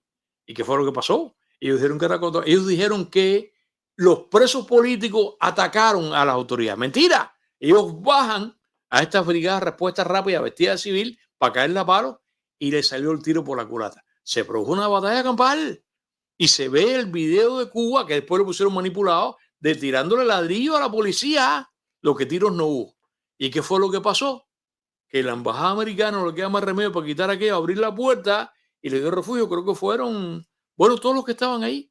Y estuvieron un montón de días hasta que los canalizaron. Y por cierto, yo lo sé por esta señora que está ahí, que tuvo que llamar a Estados Unidos, o sea, la embajada, o sea, la oficina de prensa tuvo que llamar acá y tuvo que aterrizar en La Habana porque lo metieron en la sala de espera. Todos esos días, las otras operaciones que hacía la Asociación de Intereses tuvo que cesar porque tenía un montón de familias durmiendo en el piso, tuvo que aterrizar en La Habana, lo sé por esta señora. Estas son revelaciones que quizás, de cosas que ustedes quizás nunca escucharon. Tuvo que aterrizar en La Habana un C-130, un Hércules de la Fuerza Aérea Americana, para llevar colchones, para que pudiesen dormir allí, porque no tenían donde dormir un montón de gente. Eso no es un hotel. Y recuerda que la oficina de intereses, o sea, el edificio, que el programa que yo hice aquí, después que pasó ahora no sé cómo será, porque ahora sí la embajada fue otra vez. Pero cuando hacen el crossover de embajada americana a la embajada suiza, el edificio entero estaba cerrado y creo que ellos tenían solamente acceso a la embajada suiza. Ya creo que la embajada americana, creo que sí. Sí, porque yo estuve en la oficina de Mr. Bigley para venir para acá y fue como en el cuarto piso. Pero primero solamente había acceso a un par de plantas y el sótano, no había nada más. El caso fue que eso se convirtió en un refugio, se convirtió en un hotel.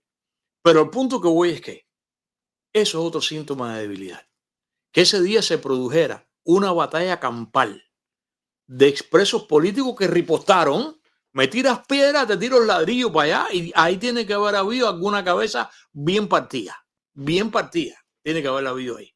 Eso fue otro síntoma de debilidad. Pero al punto que estamos conversando aquí, en este programa de que la dictadura cubana es más débil o fuerte, que yo te estoy diciendo que es más débil hoy día, y cíclicamente, exponencialmente, desde ahí hasta ahora, sí lo es.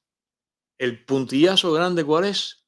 El puntillazo grande, fundamental, que es el antes y el después, es el movimiento de derechos humanos. O sea, ahora dime tú, si no, ahora cuando yo te convoque para que tú me llames, dime la pregunta que te voy a hacer. Imagínate que lo que hizo Ricardo Bofill Pagés, que además aparece, porque yo te voy a contar ahora que quizás ustedes no se acuerden. Hay una transmisión importante que yo te la voy ahora a puntualizar acá y seguramente mis amigos de Radio Martí lo conocerán. Esto lo recuerda seguramente muy bien Jorge Río Pérez, perfectamente, que por cierto el otro día allí me dio mucho placer verlo.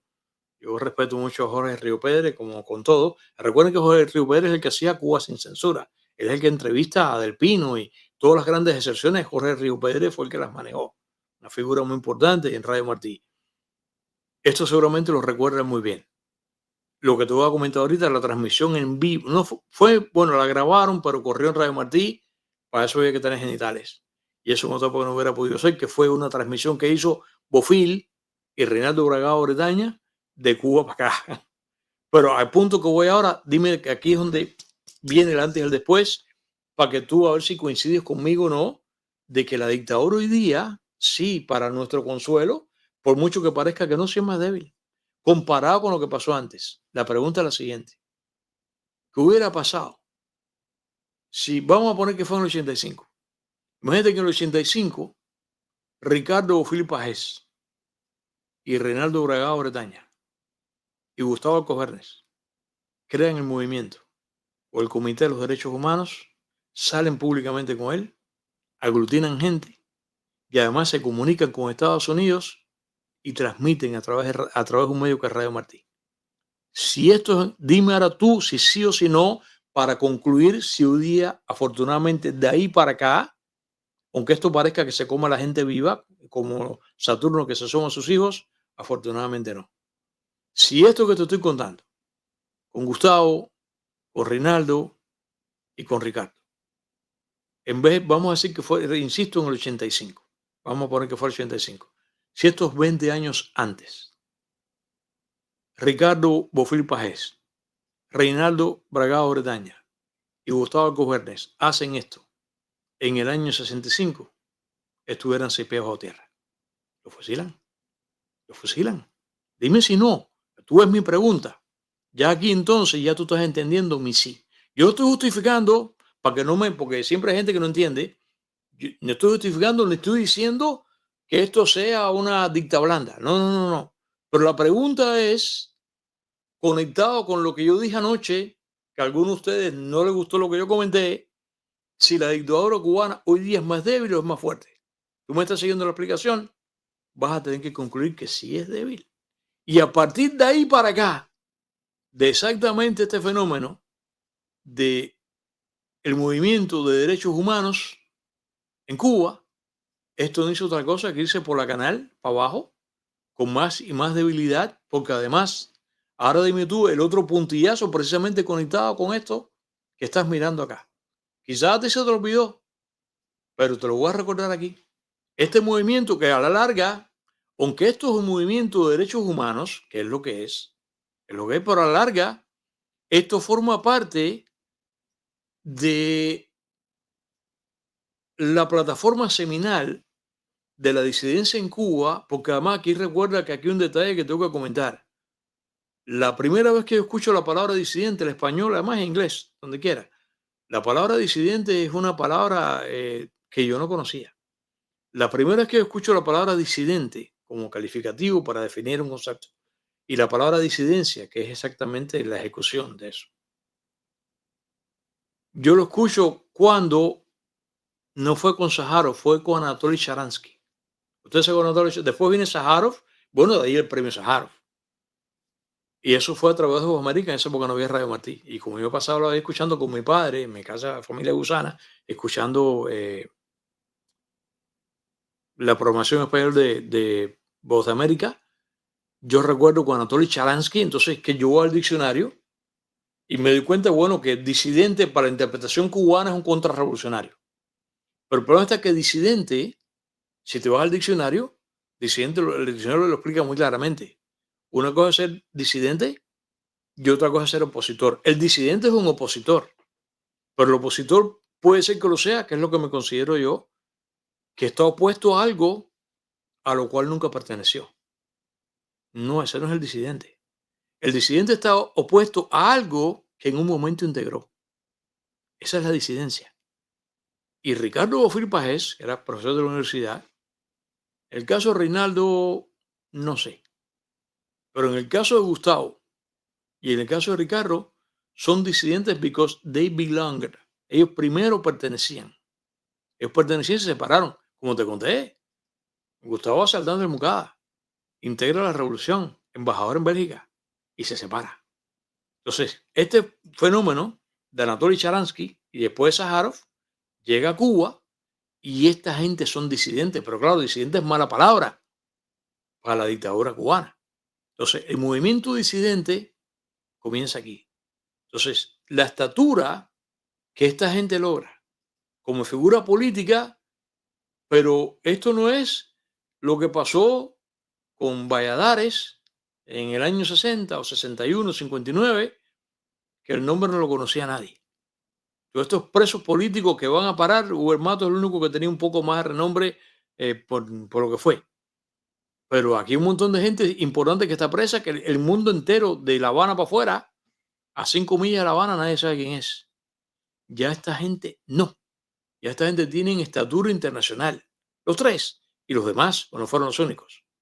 Entonces, con este nivel, articulado con algo que es muy importante, que es en el 85, el día 20 de mayo, hizo ahora este aniversario, 40 años, es que sale Radio Martí. Y quizás lo que voy a decir ahora, pero este programa es el burro Benjamín.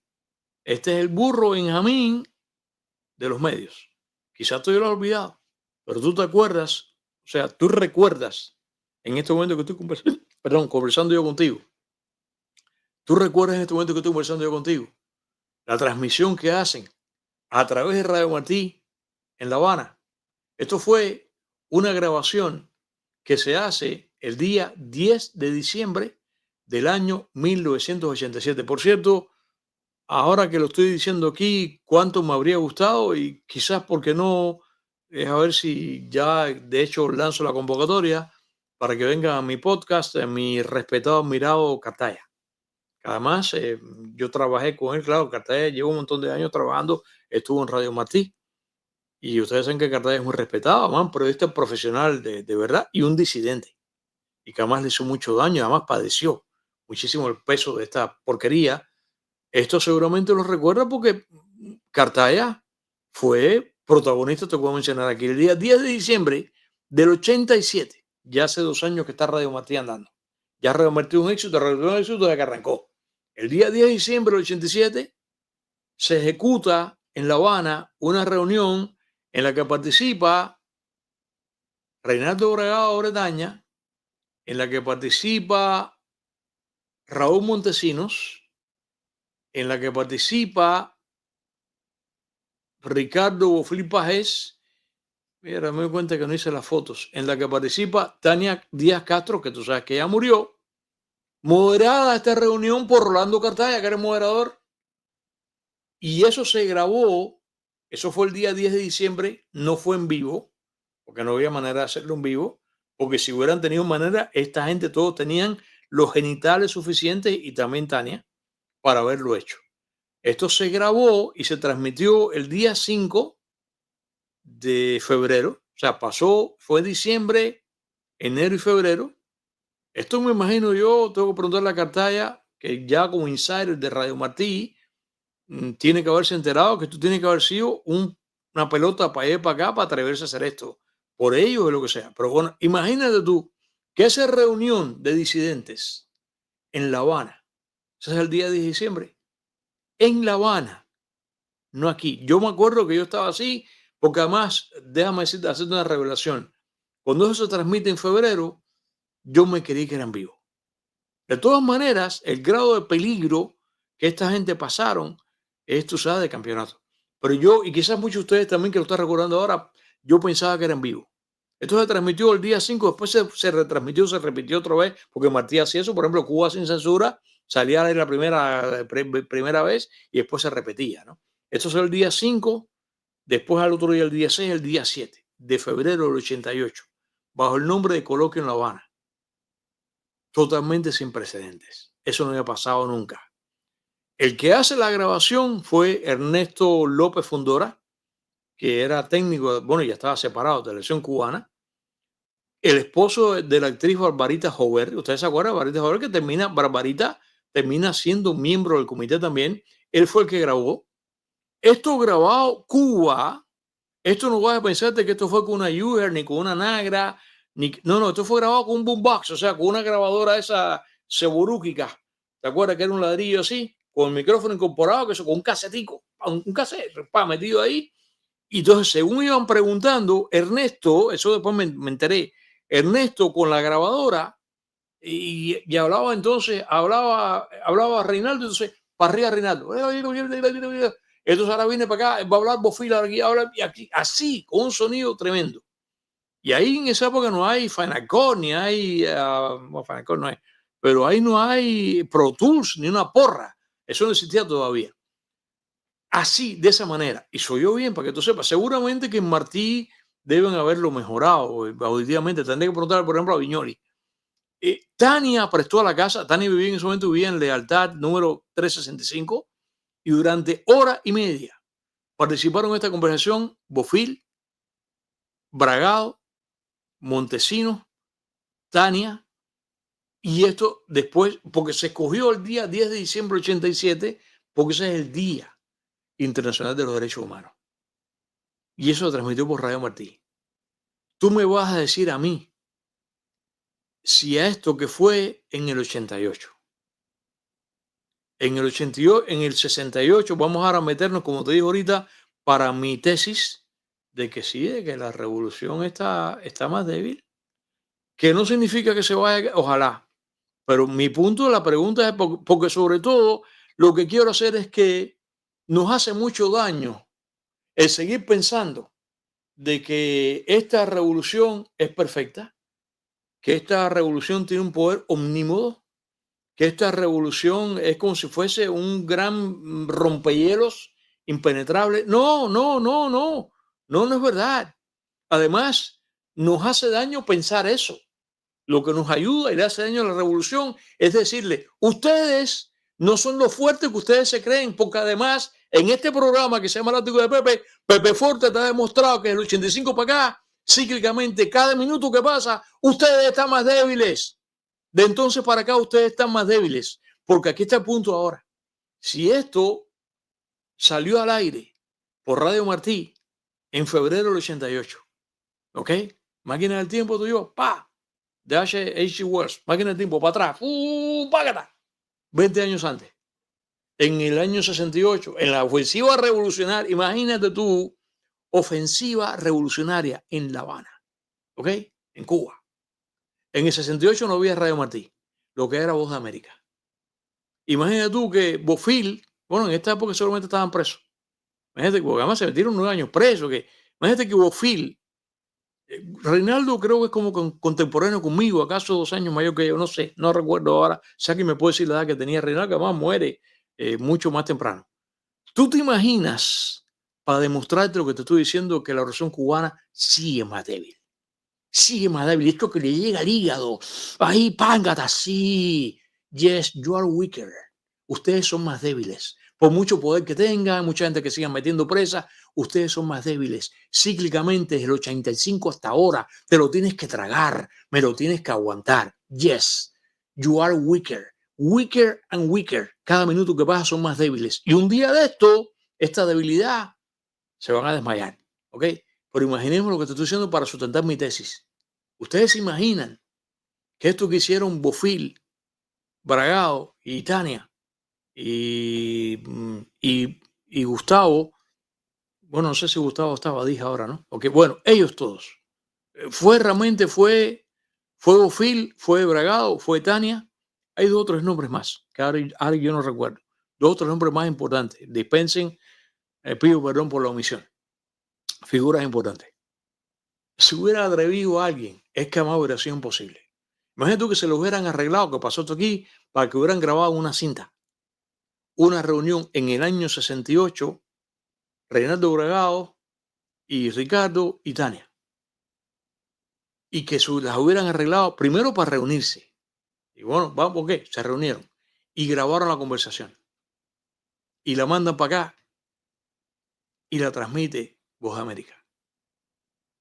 A los 3 minutos de que la grabación está corriendo en Voz de América, grabado. ¿Qué le pasa a Ricardo? Dime tú, llámame, dime ahora. ¿Qué le pasa a Ricardo y qué le pasa a Reinaldo Bragado? No, ahí mismo sacado palo, fusilado. Tú eras muerto. Los 3 o los 4 o los 5, Tania fusilado. Si a Tania por mujer no hubieran fusilado, le hubieran metido 30 años por la cabeza. Entonces, ¿me está dando la razón o no? De que entonces, ¿para qué es más débil? Pero además, para terminar aquí ahora ya, ¿qué ha venido pasando? De ahí para acá, siguieron pasando cosas. Poco a poco, cíclicamente, escalonadamente, el maleconazo y esta cosa y la otra, el movimiento disidente siguió creciendo hasta un punto que se llegó a ser incontenible. ¿Qué fue lo que pasó el día 24 de febrero del año 1996, ¿no? Que fue cuando se produjo los hermanos de rescate. Ese día se iba a reunir el concilio cubano. Ellos lo sabían. Y ellos, ¿cómo es que ellos destrozan al concilio cubano? No metiéndolo preso, derribando hermanos de rescate. Pero el concilio cubano existía. Y se hizo la declaración de la patria de todo que corrió en el mundo entero. Y se leyó. La patria es de todos. En el año 68. No, preso todo el mundo. Boca abajo todo el mundo, Manuel García. Pero además, ya para terminar aquí ahora, porque los ejemplos son incontables, para darnos ánimo, para terminar diciendo qué es lo que nos conviene decir. Que por mucho poder que tengan, sí. Si tú comparas esto con ese periodo que sí fue duro, de los 60, en que el que estaba era en rojo, ahí Fidel Castro, como tú estás mirando ahí, nada de esto que te estoy contando habría pasado. Y por ejemplo, ¿qué le ha pasado allá? Fíjate que además cada minuto que pasa es más abajo y es peor, y es peor, es peor, es peor, es peor. ¿A quién le han gritado, le han tirado piedra? A Canel, al esperpento. Ustedes se acuerdan aquella vez cuando fue en Luyanó, en regla, no sé qué, y tuvo que salir echando, como decía en Cuba, echando un tenis, le tiraron piedra. Y en cualquier momento le forman una gritería. Entonces, mi punto es, ya hemos llegado al final, vamos a conversar ahora y dime tú si sí o no, que esto no signifique de que esta tiranía esté tan valiente, esté balbuceante y esté en artículos mortis, esté boqueando y esté a punto de exhalar el último estertor. No, lamentablemente no. Y podría ser, yo te lo dije a ti, que de todas maneras con las cosas que han venido pasando, aunque yo estoy otra vez deprimido y estoy otra vez pesimista, no, si mañana yo me entero que en Cuba una explosión final, tampoco me sorprende. Pero lo que quiero que quede, porque además nuestro propósito, que es el que podemos hacer nosotros en otra cosa, es a esta dictadura hacerle todo el daño posible. Y uno de los daños posibles que tenemos nosotros es descaracterizarla y decir la verdad. Y esto que estoy haciendo aquí en este momento, aunque parezca que no tiene importancia ninguna, sí la tiene. Que hoy aquí concluyamos tú y yo con toda esta explicación rocambolesca que yo he hecho y que, con la cual quizás tenga cortapisas y tú me digas, no, pero mira, Pepe, que por aquí, por allá. No, sí, no, sí. Definitivamente a esa pregunta que aparece que dice ahí, ¿es la dictadura cubana más débil, más fuerte hoy que antes? Yes, it is. Lo es. No quizás todo lo que habría de ser, todo lo que deseamos, quizás sea una debilidad, acaso tal vez quimérica, porque no llega al punto que tiene que quedar, pero sí, sí, por favor, y repitamos esto como una suerte de mantra. Sí, en este momento que estamos conversando con toda la cantidad de muchachos que metieron presos durante el levantamiento del otro día y que hay temor y con todo lo que siguen haciendo. Yes, sí, sí, repitamos como un mantra. Esta dictadura cubana hoy es más débil que lo que fue en el momento que te acabo de comentar, pero además cíclicamente, retrospectivamente, mientras más atrás tú vas, se va haciendo más fuerte, pero mientras más tú vienes para acá, se va haciendo cíclicamente más débil. Repitámoslo como un mantra. Sí, la dictadura cubana hoy día, hoy que es día 3 de junio del año 2025, es más débil hoy que lo que fue antes. Y cada minuto que pase va a ser más débil, porque además lo demuestra lo que pasó en el programa de la víspera, que han tenido que hacer. Tuvieron que, de todas maneras, aunque ustedes me dijeron anoche que fue lo que motivó este programa, que no te engañes, que lo que Lazarito Gozepito le preguntó a Tania la guerrillera, todo está amarrado, pero Tania la guerrillera tuvo que ir, y aún amarrado, Lazarito Gozepito le tuvo que hacer preguntas incómodas porque a la larga tienen temor con lo que está pasando con la gente en la calle. Por tanto, dame la razón. Sí es más débil. Sí es más débil. Entra ahora a través del 305-775-9696 y demuéstrame lo contrario. No creo. No estoy diciendo que esto sea, tú sabes, un esqueleto rumbero ahí boqueante. No, no, pero que sí es más débil, sí es más débil. Porque además incluso el programa La Víspera demuestra que sí. Y tuvieron ayer otra vez que ir a la... Después que hice el programa aquí, o sea, anteriormente, lo que yo coloqué aquí había sido de antes. Ayer tuvieron que ir otra vez a la mesa redonda, a meter cuentos a lo que sea, a una mesa redonda mañana con el pobre cara de cabeza de pulpo, Randy Alonso y otro más que había allí, y meter cuentos y paquetes, lo que sea, pero tuvieron que ir otra vez, porque saben que es de gusto. Si esto fuese que tuviesen el poder que ya yo conté, que es el de esta época, que regresemos a la fotografía. Porque ya aquí pasó con la Embajada del Perú, que ya esto es el primer hornillazo. Pero si esto que acaba de pasar ahora con el Texas, esto es aquí en esta época que está aquí, no, boca abajo todo el mundo. Te meto la tarifa, gracias por eso, pero te meto lo que me da la gana, como este señor que se paraba ahí y ahí, como siempre hizo toda la vida, ventilaba verbalmente, oralmente, su política doméstica internacional, desde las atrocidades más grandes a meter miedo, lo que sea, ahí. Y ahí no había nadie que dijera nada. ¿Y por qué ellos han venido dosificando estas cosas que lo sabemos que de pronto en los últimos años después, fíjate si es así, ahora han reganado un poco de control? Pero después lo que pasó, además, ¿qué pasó si no pasó en el verano del 21? Pasó una revuelta nacional que, por mucho que ellos digan que fue hecha desde aquí, mentira. Si lo importante, y ese programa yo lo hice aquí, para mí lo importante de lo que pasó en el 21, en el verano del 21, es que es lo contrario de lo que la gente demerita. Que la gente dice, no, pero qué pena que no tenía un líder. Y ellos dicen que precisamente no hay un líder dentro de Cuba y que eso fue organizado desde fuera, lo cual es mentira. Pero el hecho de que precisamente no tiene un líder y que fue que la gente se tiró para la calle, eso significa que son débiles. ¿Y qué fue lo que pasó? Tuvieron que sacar la policía para la calle. Y cuando el perro ladra por miedo. Tú lo sabes, ¿no? Eso, tú lo sabes. El perro ladra por miedo. Y mientras más violenta es la respuesta de un gobierno policialmente contra una manifestación, significa que proporcionalmente, lo que de manera inversa, se siente más débil. Y es la primera vez que vimos a la policía cubana salir a la calle como lo que habíamos visto en la televisión cubana que hacían las policías de los países democráticos, que entonces le caen a paro a la gente con tecnología de última hora. Y lo vimos ahí.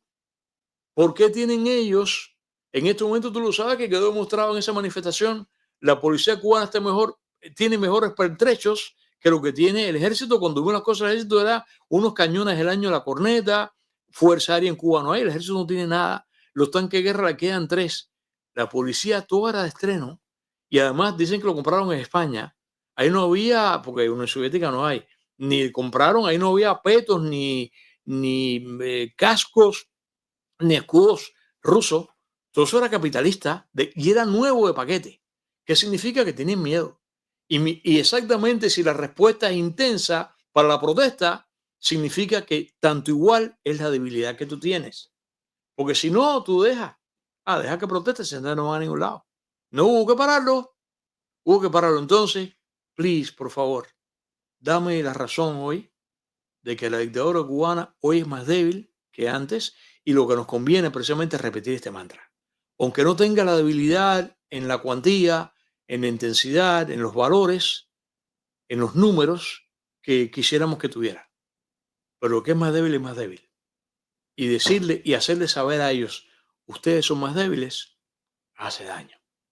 Y para eso es este programa. No hay un programa que se parezca a este en ningún lugar. Ni lo ha habido, ni lo hay, ni lo va a haber. Este es el único. Vamos ahora, como siempre, a conversar aquí en este programa que se llama El Látigo de Pepe. Vamos a cambiar el nombre ahora en adelante. Y como siempre, vamos a las llamadas telefónicas en este momento. Las llamadas telefónicas, como ustedes saben, como siempre, afortunadamente se deben a Exity, esta magnífica compañía cuyo teléfono aparece en pantalla. El email también aparece también en el website para que te comuniques con ellos para tus soluciones y servicios telefónicos, no solamente ellos, sino que tengan que ver con IT, que es esto de Internet, ¿eh? Por eso se llaman Exity. Tremenda compañía para nosotros. Nos ha dotado aquí de qué? De 8 líneas. Tengo más líneas aquí que en la emisora. Llámame ahora para conversar esto y dime el número. Claro, no me vas a llamar, me vas a llamar a través de qué. Me vas a llamar a través del 305-775-9696. Directora, ¿usted está organizando las llamadas telefónicas? ¿Eh? Dice la directora que sí. La oigo así, como una voz. La directora diciendo que sí. Vamos a las llamadas telefónicas, pero recordemos que las llamadas telefónicas son unas llamadas telefónicas perfumadas porque se deben a esta magnífica perfumería Nicho de Miami. Acuerda que perfumería Nicho se explica por sí solo, es nicho.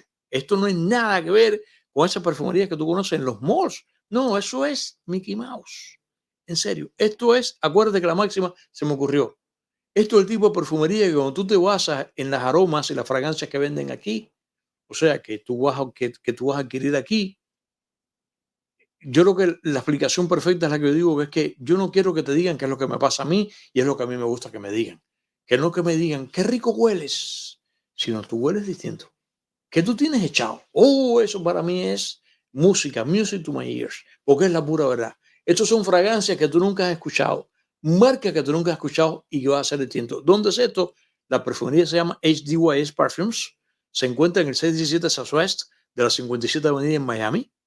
El website hdysperfumes.com, el número telefónico 786-425-7972. Y si tú llamas y combinas con Junia un recorrido por la página, vas a ver los distintos perfumes que hay ahí, que son una maravilla, que son los que yo utilizo, y ella te va a decir, mira, ¿qué te gusta a ti? Tú eres floral, tú eres matinal, tú eres fresco, tú eres cítrico, tú eres oriental, tú eres sordo, que es el caso de Pepe Forte. No, no es que sea sordo, yo me refiero a que son perfumes como las cosas que tienen uda, las cosas que huelen a piel, que huelen a incienso, que huelen a madera, que son orientales, Medio Oriente, no del lejano Oriente, sino Medio Oriente. Son los que me gustan a mí y ella te lo va a decir. Llégate allí y esto es una maravilla. Y recuerda que, viene el día de papá, el día de los padres, que nada mejor que tú hagas que papá huela distinto. Que aquí, te lo digo, aquí hay, de acuerdo con tu economía, aquí hay perfumazos caros, bien caros. ¿Tú tienes economía para eso? Fine, perfecto. ¿No tienes economía para eso? No, aquí hay precios igualitos que lo que tienen esas perfumerías que para mí no existen, pero no es más recompensado que en vez de pagar ese precio que tú pagas allí, que es el normal, aquí los hay. Y cuando te lo pongas van a decir, qué distinto tú hueles. Esa es la importancia. Vamos ahora, mis queridos amigos, como siempre, a las llamadas telefónicas. Vamos a la primera llamada telefónica aquí. A ver, cuéntame, a ver qué tú piensas de esto a través del 305-775-9696. La primera llamada telefónica. ¿Qué tal? Adelante, ¿cómo Hey, estás? Sí, hello. sí, ¿qué tal? Adelante. Pues mira, vi hoy bueno, estoy llamando de las 9. Ok, Pepe, adivinaste la primera llamada. Cuéntame. sí, vamos a tratar de ser rápido, que es tarde. Ok. Pepe, No, dame, y que tengo las líneas llenas, mi querido JMRC. Cuéntame. pues no, porque la gente te llama, yo tuve la Claro. suerte de ser el primero. ¿No? Ah, La cosa mira. es la siguiente, mira, Bueno, dime, cuéntame. al primer, cuando comenzaste el programa, ¿no? Empezaste, me parece a mí, tratando de explicar que hay alguienes te habían dicho que que no te equivocaras, ¿no? Algo así en relación Ujú. con el análisis que tú habías hecho Ok, de, de la debilidad, lo que has aclarado magistralmente hoy. ok. Al menos yo, y creo que Osmel, cuando nos dirigimos en ese sentido, no lo hacemos para decirte, Pepe, ¿qué pasa? Tú estás, No, no, oye, yo lo sé, men, yo lo sé, yo te entiendo, claro, pero yo lo claro. quiero aclarar, ¿tú sabes por qué? Porque los programas quedan, o sea, las conversaciones de uno, las intervenciones de uno quedan. Y yo muchas veces hago comentarios, ¿sabes para qué? Para que quede el comentario ahí, porque cuando alguien, como tú dices, que no conoce los temas, a ver, y un comentario, por ejemplo, cuando mencionaste el primer funcionario soviético que fue a Cuba, inmediatamente te puse Anasta Mikoyan, Fue mi y Mikoyan, lo recuerdo que, que fue en claro, el año es 50, mi Mikoyan, claro. Mikoyan. Entonces, ¿qué sucede? Y, y eso es una de las cosas que uno se dio cuenta siendo jovencito, como yo era en ese momento, tenía 13 años, cuando llegó Maledicto. Y él había declarado que mientras eh, hubiera un gobierno provisional en Cuba, no se establecerían relaciones diplomáticas con la Unión Soviética. Okay. Solo tiene que haber dicho en el 59. En el 60 ya estaba Mikoyan, ya inmediatamente empezaron el No, telemanejo con la Unión Soviética. además, JMRC de haber dicho infinidad de veces que I'm not communist, yo no soy comunista, imagínate tú. Sí. Sí, claro, eso también lo dijo, pues, sobre todo cuando fue el Estado Unidos. Pero bueno, el objetivo mío en este momento para de la llamada es ese. El problema es que ya uno, como dice, los conoce como si lo hubiera parido, ¿no? Uh-huh. Entonces, sí, yo sí estoy de acuerdo, y estoy de acuerdo desde ayer contigo cuando mencionaste eso, sí. Cada vez que ellos tienen que dar una conferencia preparada con todos los guiones establecidos, y oye, si te vas el guión, tienes 20 años.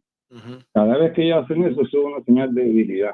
Ah, mira, es Porque cierto. como en los últimos momentos, es cierto. Antes, Maledicto hablaba de la política doméstica, la política internacional, y no se discutía con nadie. Era lo que él decía, como cuando dijo que los varones menores de 29 años no podían abandonar el país. Ajá. Y nadie se cuestionó eso, porque como no es un país, o sea, como no es un régimen que existe el derecho, pues lo que prima es el miedo. Entonces, si ahora Canel le da por ser un asesino y lo es, y nadie protesta contra él. Inclusive nosotros hablamos del canal como hablamos, pero allá hay personas también de la misma cara que él que dicen, este tipo es un inepto, este tipo. Pero el día que Canel apriete, no lo critican más, porque ¿quién los va a defender? ¿Tú me entiendes? Entonces, sí. Uno cuando hace determinadas intervenciones en el programa, las hace para eso, para que quede una constancia, ¿no? Y que nadie se llame engaño. Ay, pero mira, no. Son unos desgraciados. Ellos todo lo tienen preparado. Y esa señora, como tú dijiste, que dijiste la guerrillera esa, no, Tania, yo le puse la perriera, porque una perra, y gorda además. Entonces, esa persona obedece a un guión. Eso está clarito. Que tuvo que decir cosas que esa es la debilidad de la que tú hablas. Claro. Y el otro que tuvo que hacer preguntas que antes no se le ocurría a nadie a ponerle un guión para que hiciera esa pregunta. Claro. Pero es que hay que dar imagen, porque un pueblo que está hambriento, desesperado, hay que darle una imagen. Pero eso es debilidad, es lo que tú estás diciendo. ¿Ya? La misma conferencia que da el minuto y la que da el peluquín son necesarias para mantener la baba y la cosa Eso antes no se hacía. Oye, esto es así, para adelante el carro, se fue la luz y qué, no proteste, más nada, se acabó. Es así. Y eso se hace sobre todo para el extranjero, o sea, para los países que andan alrededor de Cuba, de que si eso, digo, mira que como está haciendo Trump ahora, por ejemplo, que reúne el gabinete y informa que si otro, bueno, mira, los cubanos hacen lo mismo, informan de los apagones. Y tú te das cuenta, es la baba, y eso es una señal de debilidad. Y es todo lo que dijiste ahora al final, en resumen. Sí, si alguien que hacía algo hace 20 años, o sea, si alguien que hace algo ahora lo hace, por así, lo hiciera hace 20 años, de esta magnitud, ya. Paredón, vaya, ahí ten cuidado, familia y todo el mundo para el campo de concentración. Así que por mi parte yo te digo, yo lo aclaro, porque bueno, tú sabes que a mí me gusta hablar clarito, no me gusta lo malentendido. No pienso que tú lo dijiste por mí. No, caray. Para que quede claro, yo hago comunión con Pepe Forte porque Pepe Forte se ha ganado mi respeto. El día que lo pierda, te lo digo en tu casa. Ok, gracias. Gracias, JMRC, ¿no? Como el día que lo pierdas, te lo digo, te he perdido el respeto. Vamos, gracias, JMRC. Y veo que sí, que tú ya, por lo que tú acabas de decir, que sí, estás claro, tú piensas igual que yo, que son síntomas de debilidad. Lo acabas de decir ahora. Cuéntame en la próxima llamada, ¿qué piensas? Como pienso yo y como piensa JMRC, que la revolución esta maledictiana o castrocarlista es más débil que antes. Cuéntame la próxima llamada, ¿cómo estás? Hello. A ver, la próxima llamada, ¿qué tal? ¿Cómo estás? Adelante. Sí, ¿qué tal? ¿Cómo estás? Adelante. A ver, esta llamada, cuéntame, a ver, la próxima llamada. ¿Cómo estás? Adelante. A ver, ¿cómo estás? ¿Cómo estás? La pregunta del millón es, ¿Cuba tiene un futuro del cual dependen todos los revolucionarios? ¿Ya? Que cada día la revolución está más débil, es como el enfermo de cáncer que dicen que tiene metástasis, pero al final lo que tiene es un cáncer que si bien está avanzado se puede curar. Lamentablemente Cuba, desde hace más de 60 años ha tenido idiotas útiles. La Unión Soviética, China, Vietnam en su momento, África, actualmente Venezuela, y como ya la dejó como limón de limonero para tirar a la basura, tiene México. La revolución, mientras no haya un cambio radical que lamentablemente tiene que ver con muertes, una verdadera revolución en la misma isla, no importa si colapsa, no importa si sobrevive, va a ser como la mala hierba, la vas a arrancar, pero si no la arranca de raíz siempre va a aparecer. Un abrazo, Pepe, cuídate. Óyeme, gracias por la llamada, Gracias por la llamada, Sebastián, directamente de Perú. Cuéntame, la próxima llamada, ¿qué tal? Adelante, ¿cómo estás? Buenas noches, Pepe. Osmel, ¿qué tal? ¿Cómo estás? Bienvenido. Oye, aprecio la llamada de Sebastián, que fue muy breve, porque tenemos las líneas llenas. Cuéntame. Oye, gracias, Pepe. 2 veces me descolgaste del teléfono y no me escuchaba. No te oía. Pepe, estoy de acuerdo contigo. Eso está cada vez más débil y te voy a añadir, estoy completamente de acuerdo con lo que dijiste, no por regalarte a los oídos, sino porque para mi entender tienes la razón. Y una de las cosas que ha hecho que se haya debilitado realmente profundamente este sistema maledictiano es la apertura al Internet después del 2016, después de la muerte del dictador Castro. Esa apertura a Internet rompió con la hegemonía de la información con la que ellos contaban, que sabes que el pueblo de Cuba solo sabía lo que le contaba el que iba ahí, bueno, y anteriormente en los años 60, 70, 80, antes de empezar a visitar la comunidad, era solamente lo que decían los dictadores, lo que el pueblo tenía acceso. Tenían más apoyo popular porque estaban más engañados. Yo te digo que la juventud de hoy en general no apoya el sistema. hay muchas personas que sí tienen doble cara, que dicen por delante una cosa y después a puertas cerradas dicen otra y piensan en realidad que eso es una basura porque demostrado, o sea, que no funciona, además de que tienen acceso ya a todas estas plataformas, a esta que es una excelente plataforma, al látigo de Pepe. Hay que cambiarle el nombre al látigo de Pepe. Y realmente yo creo que ellos están más débiles que nunca. El 2021 lo demostró.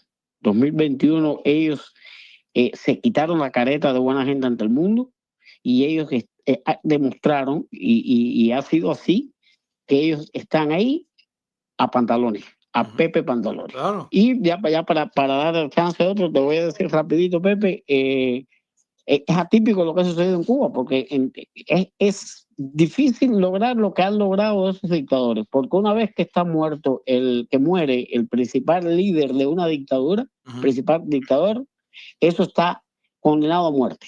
Y que esto haya sobrevivido 9 años a la muerte de Maledicto es algo atípico. Claro. Es realmente atípico. Pero bueno, no hay mal que dure 100 años ni cuerpo que lo resista. Y eso es una silla que está rota y se han seguido sentando sobre ella y eso está de baratas. Claro.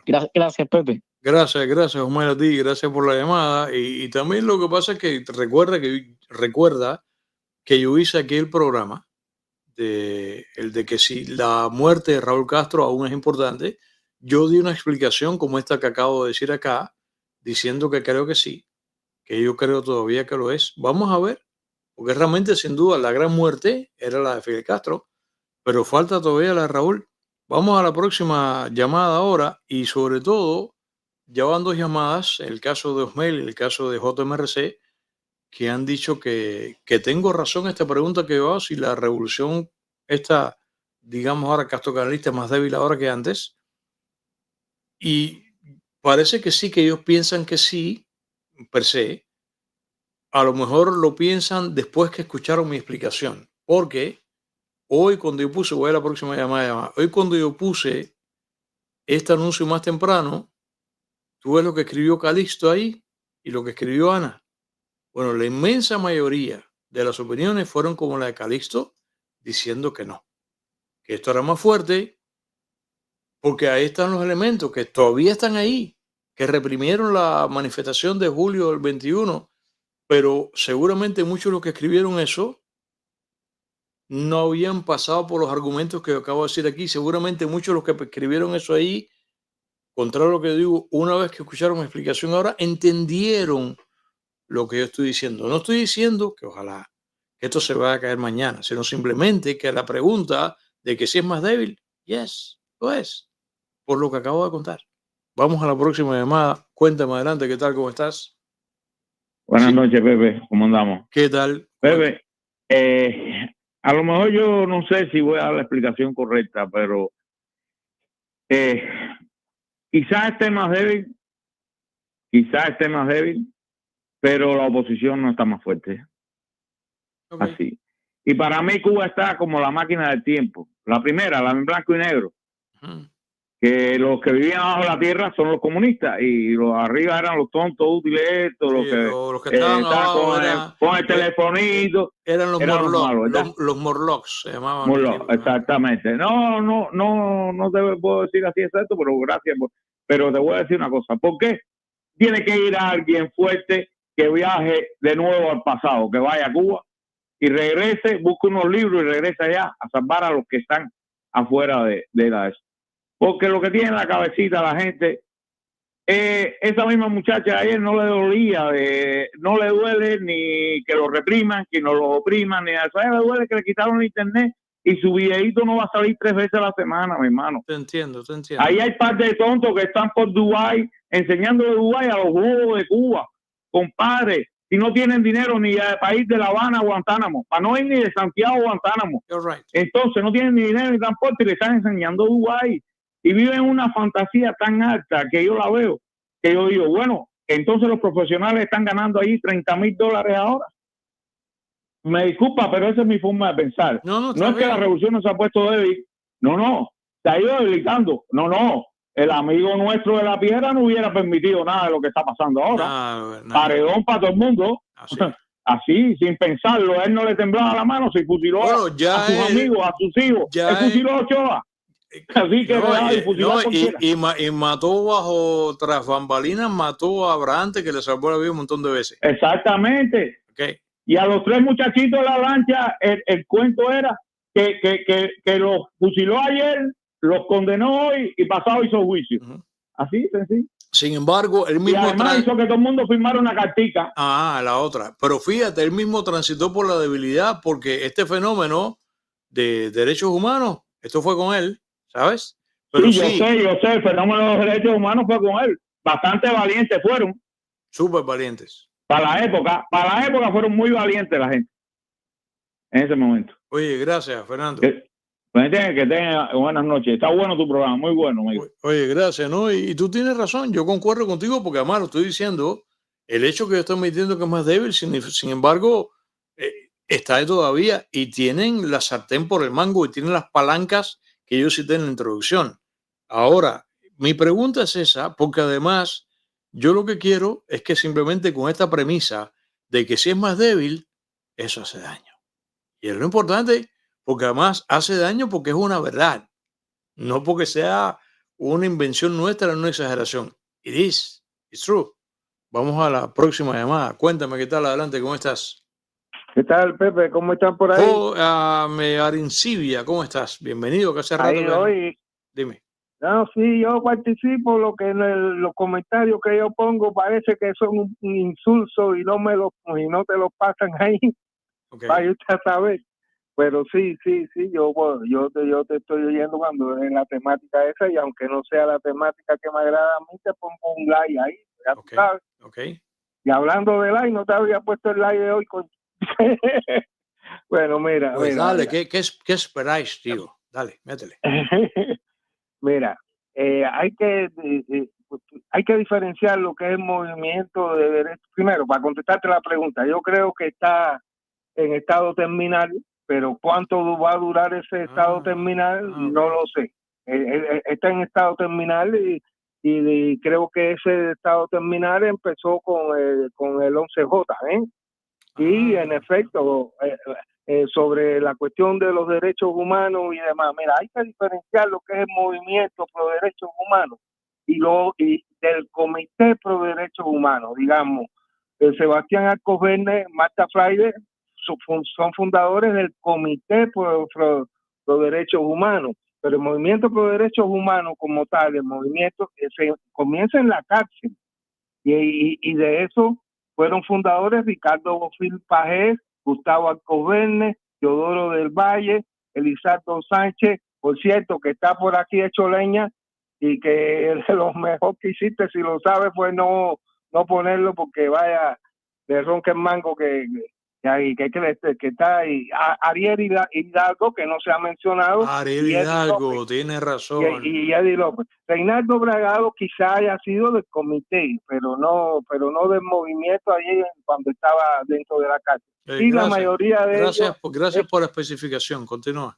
Sí. Y la mayoría de ellos eran de izquierda. Yo conocí a Bofil, más junto con su esposa y un muchacho, tendría 40 años, que ya falleció, que tenía que ver con lo de flora y fauna allá en Los Cayos. Compartimos mesa ahí en una reunión de un amigo, etcétera. Y a Marta Fraile, bueno, la conocí allá en la Fundación Hispano-Cubana. Pero no sé todo, pero los que yo conocí eran de izquierda.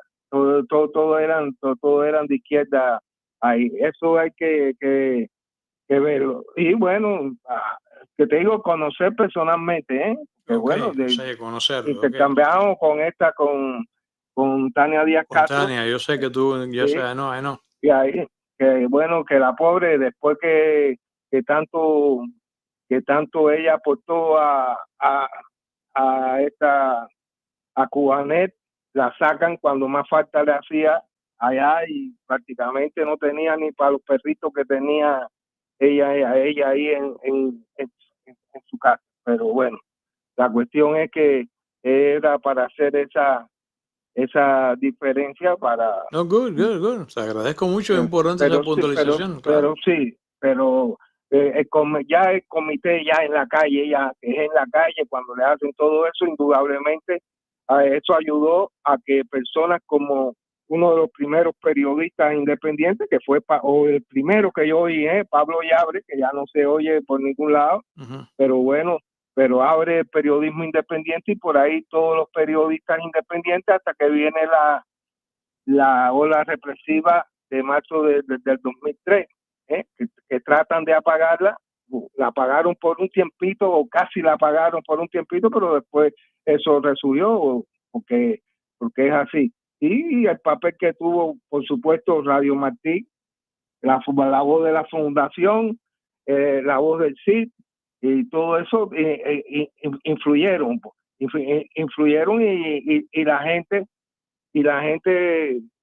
los oye y yo creo que han cooperado un poco, pero sí, la fisura es cuando salen a la calle y dicen, bueno, aquí damos nombre, saben dónde vivimos, etcétera, y eso por supuesto a las personas con más, no sé, valor personal o más fortaleza de sus principios, no sé cómo llamarle, hace de que empiece ahí a requebrajarse ese cristal como tú bien dijiste. Bueno, Pepe, esto es lo que... mira, déjame decirle a Manuel, que ahí puse 2 comentarios sobre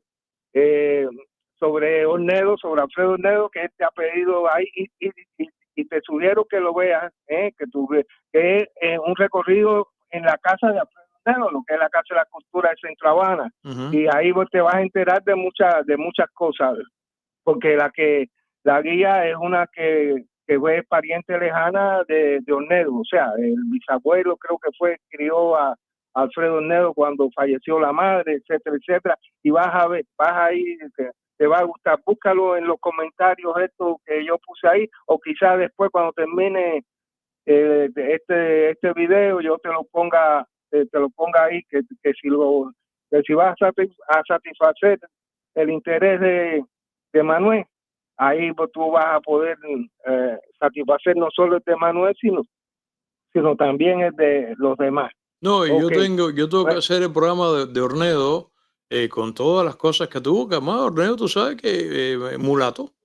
Sí, es un ejemplo de lo que era aquella república, cuando tenías talento, cuando tenías iniciativa, cuando salías adelante.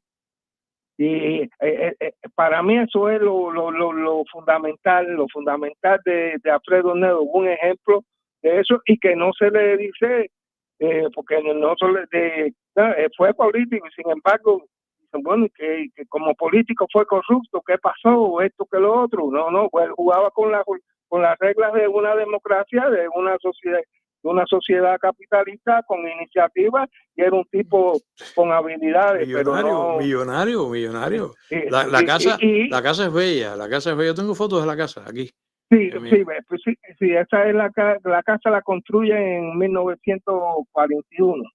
Pero él, bueno, antes cuando conoce a la que él le hace el teatro, ya después de fallecer, que aparece en internet. Blanquita, el nombre del teatro. A Blanquita, ella que aparece también, te puse ahí la inauguración del teatro Blanquita, hoy Carlos Marx. Primero ellos le pusieron Chaplin, ¿te acuerdas? Sí, después la revolución. Y después le ponen Carlos Marx, ahora a hacer un aniversario, fue en el 75, que fue para el primer congreso del partido, le pusieron Carlos Marx.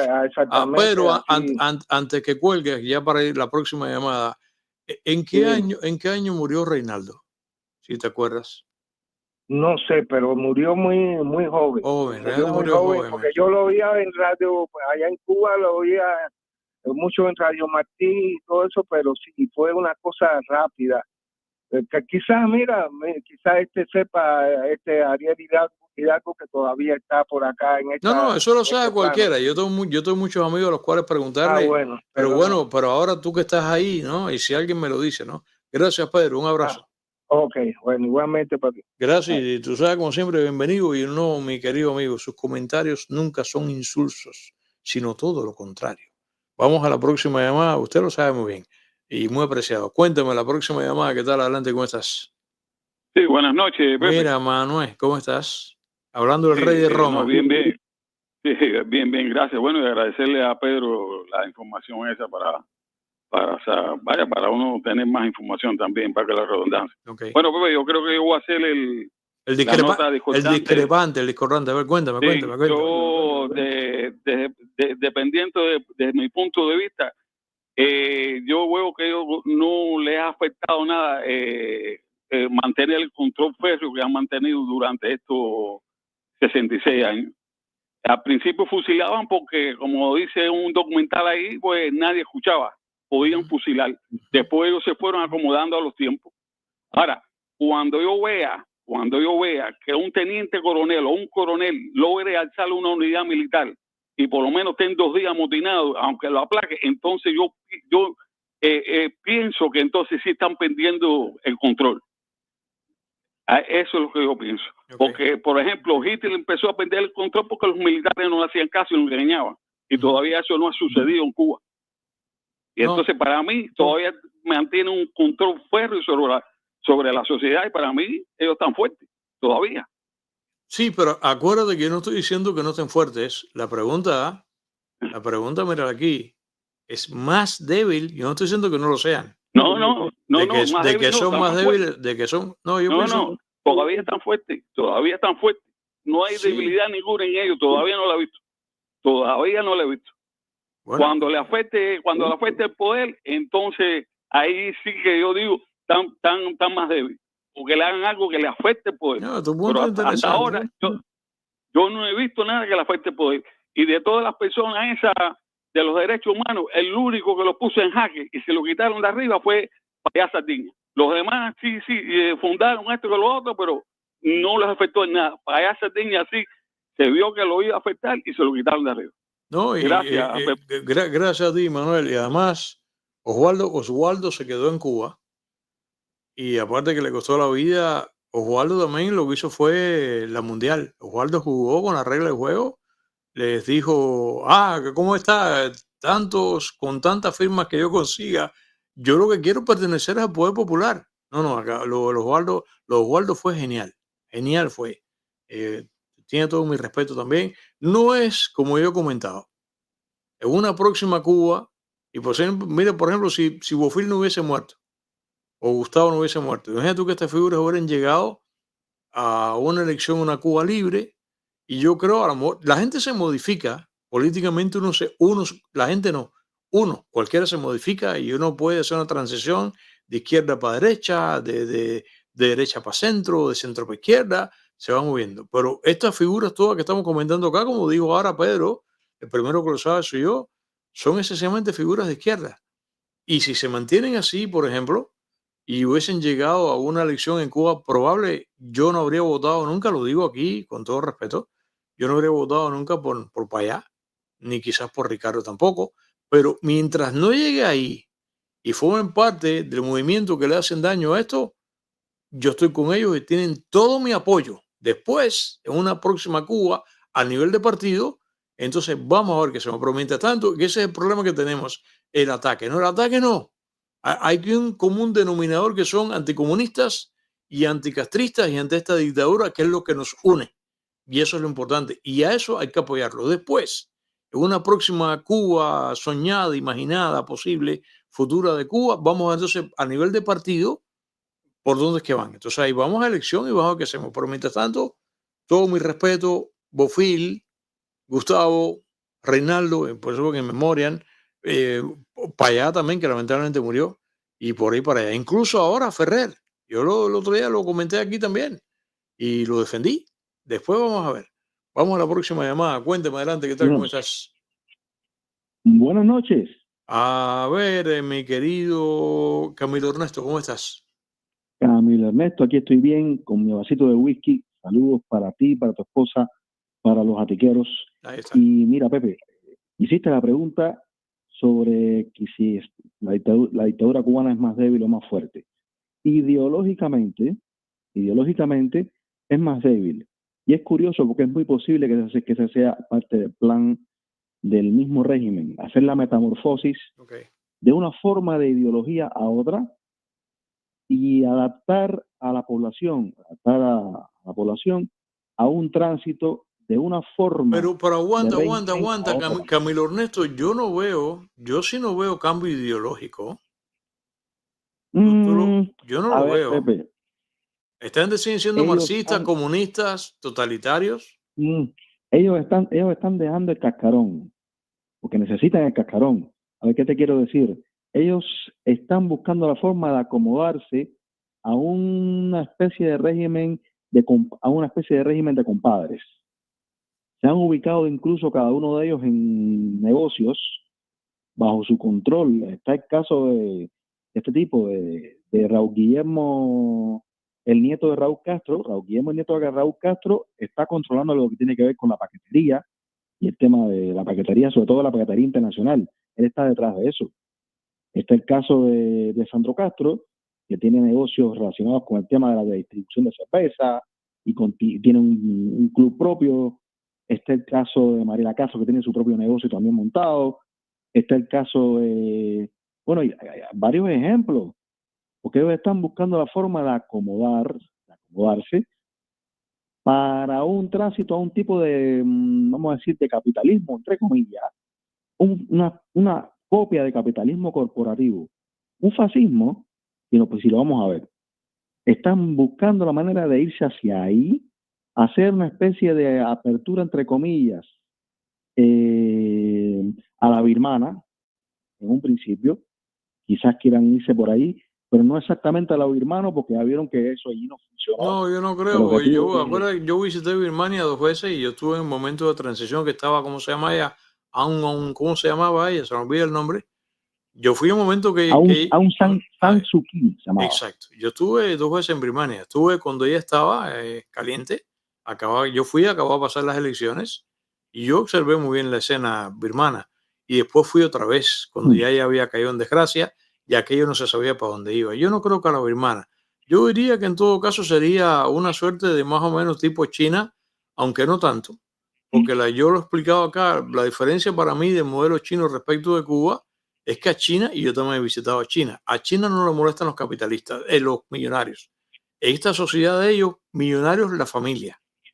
En la gente no, en cuanto hay alguien que levanta la cabeza, le cortan la cabeza, ¿no? Pero de que está haciendo un híbrido de capitalismo, sí. Pero eso no está separado de la ideología, siguen siendo marxistas y comunistas. Van a dejar, mira, el objetivo de ellos es hacer, a ver, ¿cómo pudiera explicar esto? Ellos primeramente pensaron, sí, pueden haber pensado en China, pueden haber pensado incluso hacerlo como Vietnam. Yo les veo más parecido a Vietnam en todo caso. Okay. O cuidado, porque pudieran también querer copiar el modelo ruso. No se han lanzado con el modelo ruso porque tienen un factor que no lo tiene el modelo ruso, como con Putin, por ejemplo. Y es que está la comunidad cubano-americana a unas 90 millas de ellos, con una historia. Ellos necesitan apoderarse de la comunidad cubano-americana. Y es en lo que están trabajando muy fuerte. Están trabajando muy fuerte a nivel cultural, están trabajando muy fuerte a nivel económico. Y eso es una cosa que se nota. Yo no me explico cómo es que todavía el Departamento de Estado no ha virado los ojos hacia el fenómeno de las agencias y hacia el fenómeno de lo que está sucediendo con el tráfico tremendo que hay a nivel económico, porque lo hay. Okay. O sea, sí.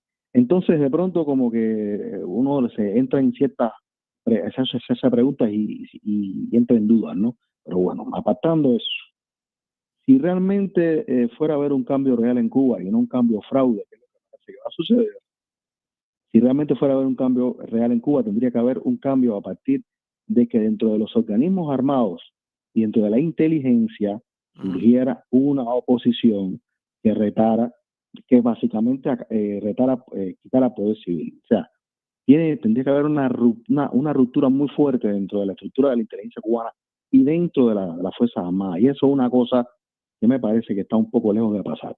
Okay. Es lamentable, porque mientras ellos tengan el poder de las armas y del terror, va a ser muy difícil que haya un cambio real ahí. ¿Sí? Es lo que me parece.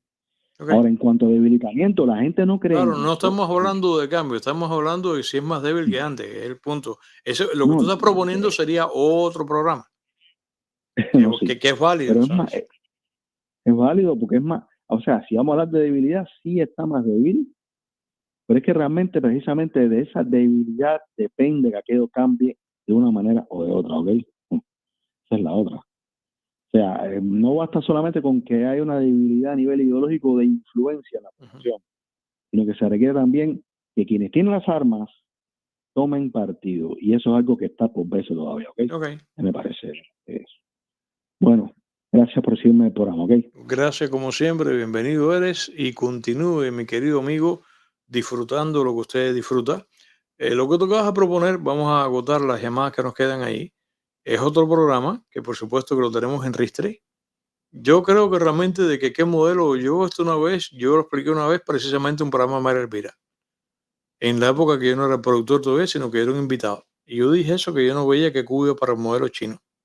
Y ya he visitado, como tocabas a comentar. Yo el que no visité fue Rusia. Yo pedí la visa, no me la dieron en el 19.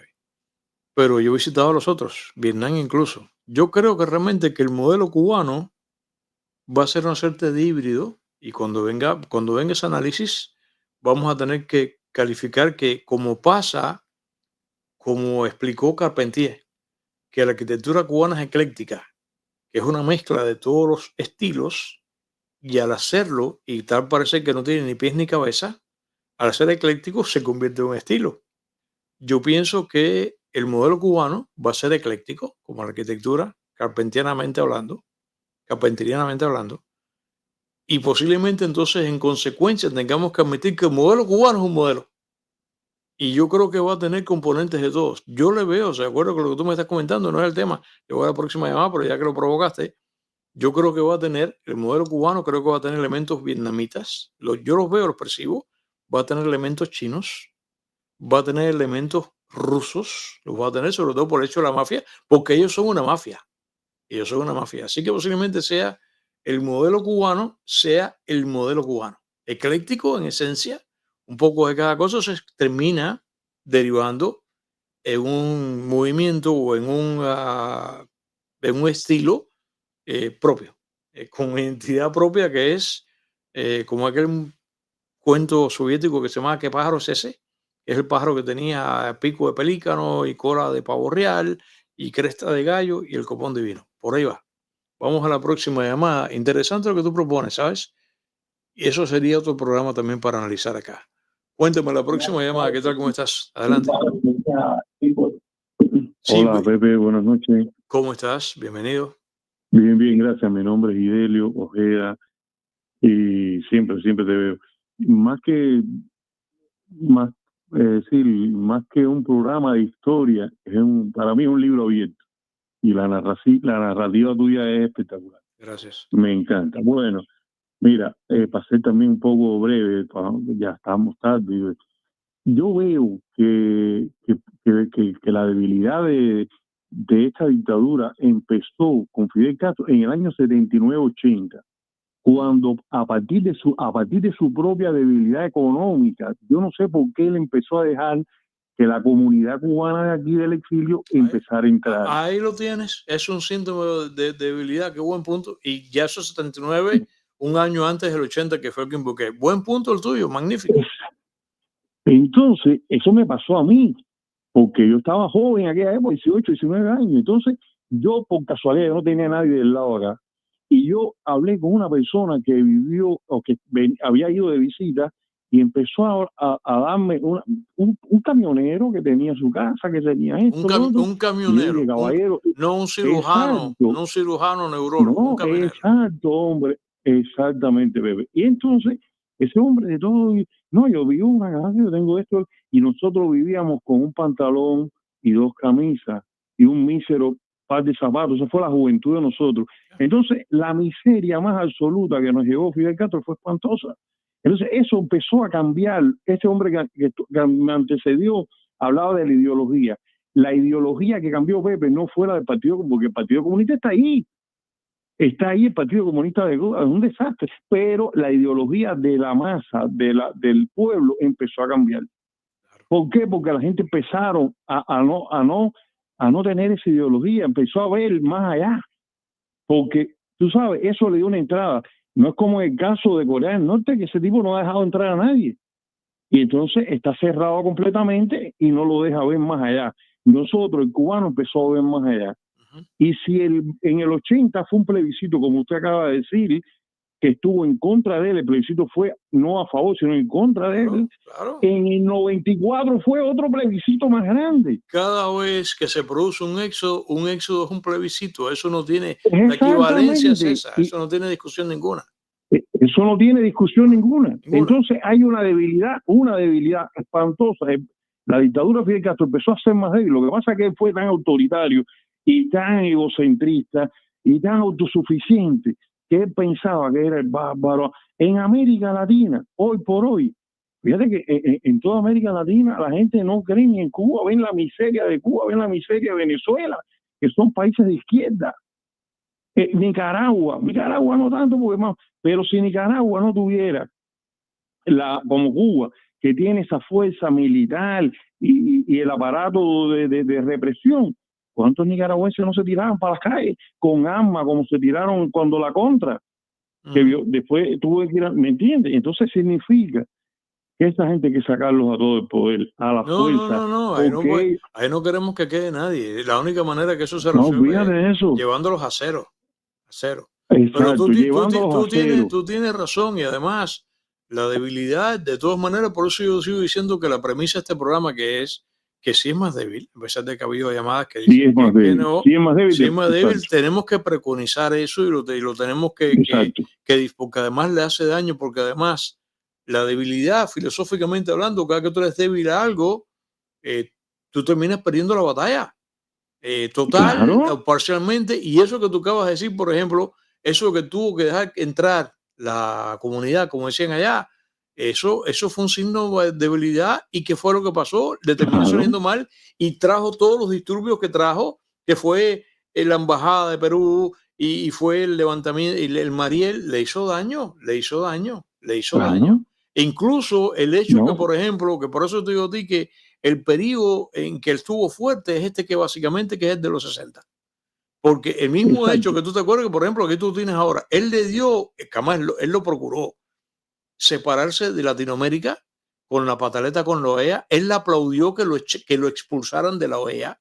Y después, el hecho de que él hace la recurva otra vez a Latinoamérica en los 80, también dirá, no, lo hizo por conveniencia. No, es otro signo de debilidad. O sea, yo creo que lo que tú acabas de decir, yo dije que ya puntualmente el derrumbe total, la fisura, ya no solamente visible, sino palpable. O sea, tú aún con los ojos cerrados, ciegas, tú pasas la mano por la pared lisa y de pronto, ¡pra!, el crack ahí está. Entonces, además, mientras más profunda es, si tú metes, qué grande es la ranura que está acá.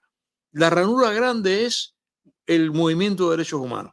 Pero la rajadurita, como tú dices, yo creo que si podemos, que yo lo puse en el 80, tú con el 79. La rajadurita empieza en el 79. Y empezó, mira, crack, te convirtió en una grieta en que tú metes la mano. Fue lo que pasó. Exacto. You're right. No, y a partir de ahí, Pepe, me acuerdo que la gente ya no iba ni a los... Acuerda que en Cuba, en el 79, la gente pasando trabajo y pasando hambre y necesidades, iban a los trabajos voluntarios. Ya después ni eso, ya la gente no iba ni a trabajo voluntario, la gente ni a hacer guardia. Después en el 90 la gente ni hacían guardia del comité. Todo eso lo viví yo. En el mismo 94 con él, después llegó y él catalizó el maleconazo, porque él llegó, yo vine aquí a recoger mi cuota de piedra, que sé yo, pero oye, 3 minutos antes la gente está diciendo libertad, ¿ok? Libertad, y jóvenes, libertad. Niños en la calle, o sea, hace rato años.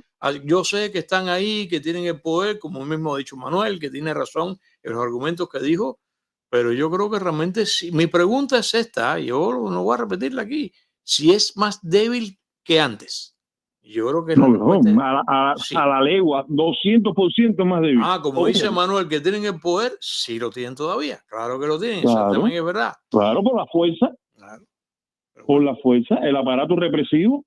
Oye, gracias por la llamada. Oye, 1.000.000 de gracias a ti, mi hermano. Gracias, esperamos que sigas. Siempre debe. Gracias, mi hermano. Esperamos Gracias. que sigas llamando, caray. Qué magnífica llamada, como siempre.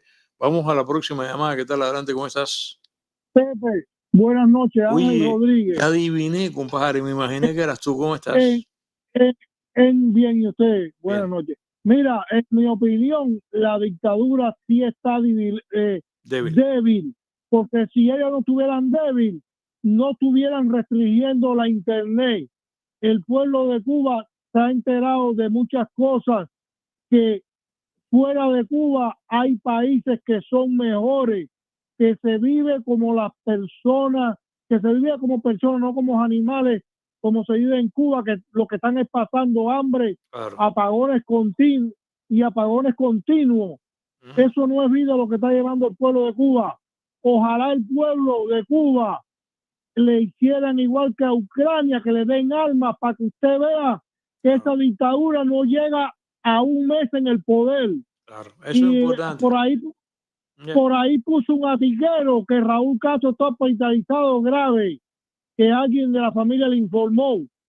Ojalá se acabe de morir. Patria y vida abajo el comunismo. Gracias. Libertad para todos. Gracias Ángel. Y ya, sí, tiene razón, ya escuché otra vez los rumores. Ya un hombre que rebasa los 90 años. Para ya comenzar, cerrar el programa, esta es la última llamada, la de Ángel, y comenzar ahora a canalizar un grupo que es tarde de los comentarios. Recuerden también incluso lo que acaba de decir Ángel ahora, que me conduce a lo siguiente, que yo quiero puntualizar. Yo no he dicho que esta gente no tenga el poder todavía. Yo no he dicho que no tengan la sartén por el mango. Lo tienen, lo han demostrado, lo tienen todavía. Y yo no he dicho tampoco, fíjate que hay una diferencia en la pregunta que dice si es más débil o fuerte que antes o si es débil, que fue lo que acaba de decir Ángel. Yo no he preguntado si es la dictadura en este momento débil. No, esa no es la pregunta. Porque débil conduciría a otra cosa y realmente yo creo que es débil. Usted dirá, bueno, pero me está volviendo loco. No, pero escuchen bien la pregunta. Creo que débil como tal no está. El problema no es la dictadura. ¿Está la dictadura débil? No. La pregunta es si es más débil que antes. Esa es la pregunta. Yo funciono mucho, yo no lo soy, como un abogado. Estas son las cosas que pasan en las cortes. Cuando un abogado puntualiza una pregunta, que lo hace con el propósito de tener una respuesta, y si del otro lado la respuesta no es debida, gana el pleito. Yo no he preguntado, yo no he dicho que no sea fuerte, yo no he dicho que sea débil. Mi pregunta es si es más débil que antes, y más débil que antes sí es. Y esto tenemos que diseminarlo porque esto le hace daño. Y ha quedado demostrado en este programa que sí, es más débil que antes. Esa es la pregunta, directora. Vamos como siempre, ya que es tarde, vamos a los... ¿Usted está directora? Vamos a ver, directora, la directora que trabaja muchísimo, señores. Vamos como siempre a los comentarios, a un puñado de comentarios, aunque sea un puñadito, aquí en este programa. Ahí está Willy que dice, ya no es la cara del dictador de turno, sino la maquinaria de poder absoluto que han creado para tener esclavizado, para tener esclavizado a una población. ¿Ok? Dice Ubelio. Es que yo estaba leyendo directamente y no estaba bien. Mario Oblongo, ese apellido Oblongo me recuerda a aquello de Oblongo y Fusiforme. El control social es mayor ahora por mucha información que circule. Eso mismo pasa en todo Occidente, comenta Mario Oblongo. José Enrique Martínez, que se encuentra como siempre, lo recuerdo, en España, en Oviedo, dice: buenas noches a todos los comunistas desde Oviedo. Gracias, viejo, por estar desveladito desde allá, desde Europa. Vamos al próximo comentario. Otra vez continúa el tocayo José Enrique Martínez. Yo te creo que está peor, mucha más hambre, más miseria, no hay transporte, no hay luz, no hay medicamentos, hay una represión salvaje. Sí, están así. Gracias, tocayo. ¿Cuál es el gentilicio de la gente de Oviedo? Ovelio Núñez, lo peor es que han podido manipular los que se van para que sigan manteniendo el sistema. Ahora tienen una población de rehenes y otra dispuesta a mandar todo el dinero que ellos quieran, que son los que estamos acá. Y nosotros somos rehenes también. Ya yo no lo soy personalmente, pero somos out. y aguas. Olmo, Cuba no existe. Eso que hay ahí es un engendro diabólico. Cuba solo existe en nuestras mentes, en nuestros recuerdos, dice Olmo. No, que es un desastre. Guillermo de Armas, saludos amigos del Causa, de parte de un venezolano en Barcelona. Mira qué bien, qué bien, qué bien. Galia, den likes, no olviden. Gracias, Galia, por la recomendación. Albert Serrano, la dictadura está más débil ya que Miami Herald ha descubierto las cuentas de Texas en el exterior. Llegaron a tener un billboard aquí en Miami, en Texas, y no habrá pagado. Yo creo que está más fuerte, más represivo, comenta Carlos. Ana Espinosa, yo tenía 14 años cuando el Mariel y hubo actos de repudio por querer irse. Ahora se premia la salida, se facilita, comenta Ana Espinosa, que fue la que comentó ahorita. Creo que, Ana, tú eres esta, ¿no? La que comentó esto aquí, que dice que es más débil, que han permitido. Debe ser tú. Pepe, comenta Julio Ramírez, con el comunismo y los comunistas no se puede permitir compasión ninguna. Todos tienen que pagar en vida. Gracias, Julio. Heidi, la dictadura está en crisis, pero el pueblo no reacciona en masa. También eso es verdad, es cierto. Todas las cosas que ustedes van comentando, todas son ciertas. Carlitos me dice, buenas noches, Pepe Atiquenses, Pepe Emilia Atiquenses, no creo que sea más fuerte, pero sí me parece que el pueblo está más acostumbrado a todo lo que pase y a todo lo que le pase, ¿no? Y ya lo ven muy natural, sea lo que sea, me parece a mí, sí. Apagones, carencia de agua, no hay jabón, nada. Mira, comenta A. Dice A. Cuando cayó la Unión Soviética fui a Cuba a ver cómo era el comunismo antes de que se hundiera. De eso han pasado más de 30 años. ¡Qué horror!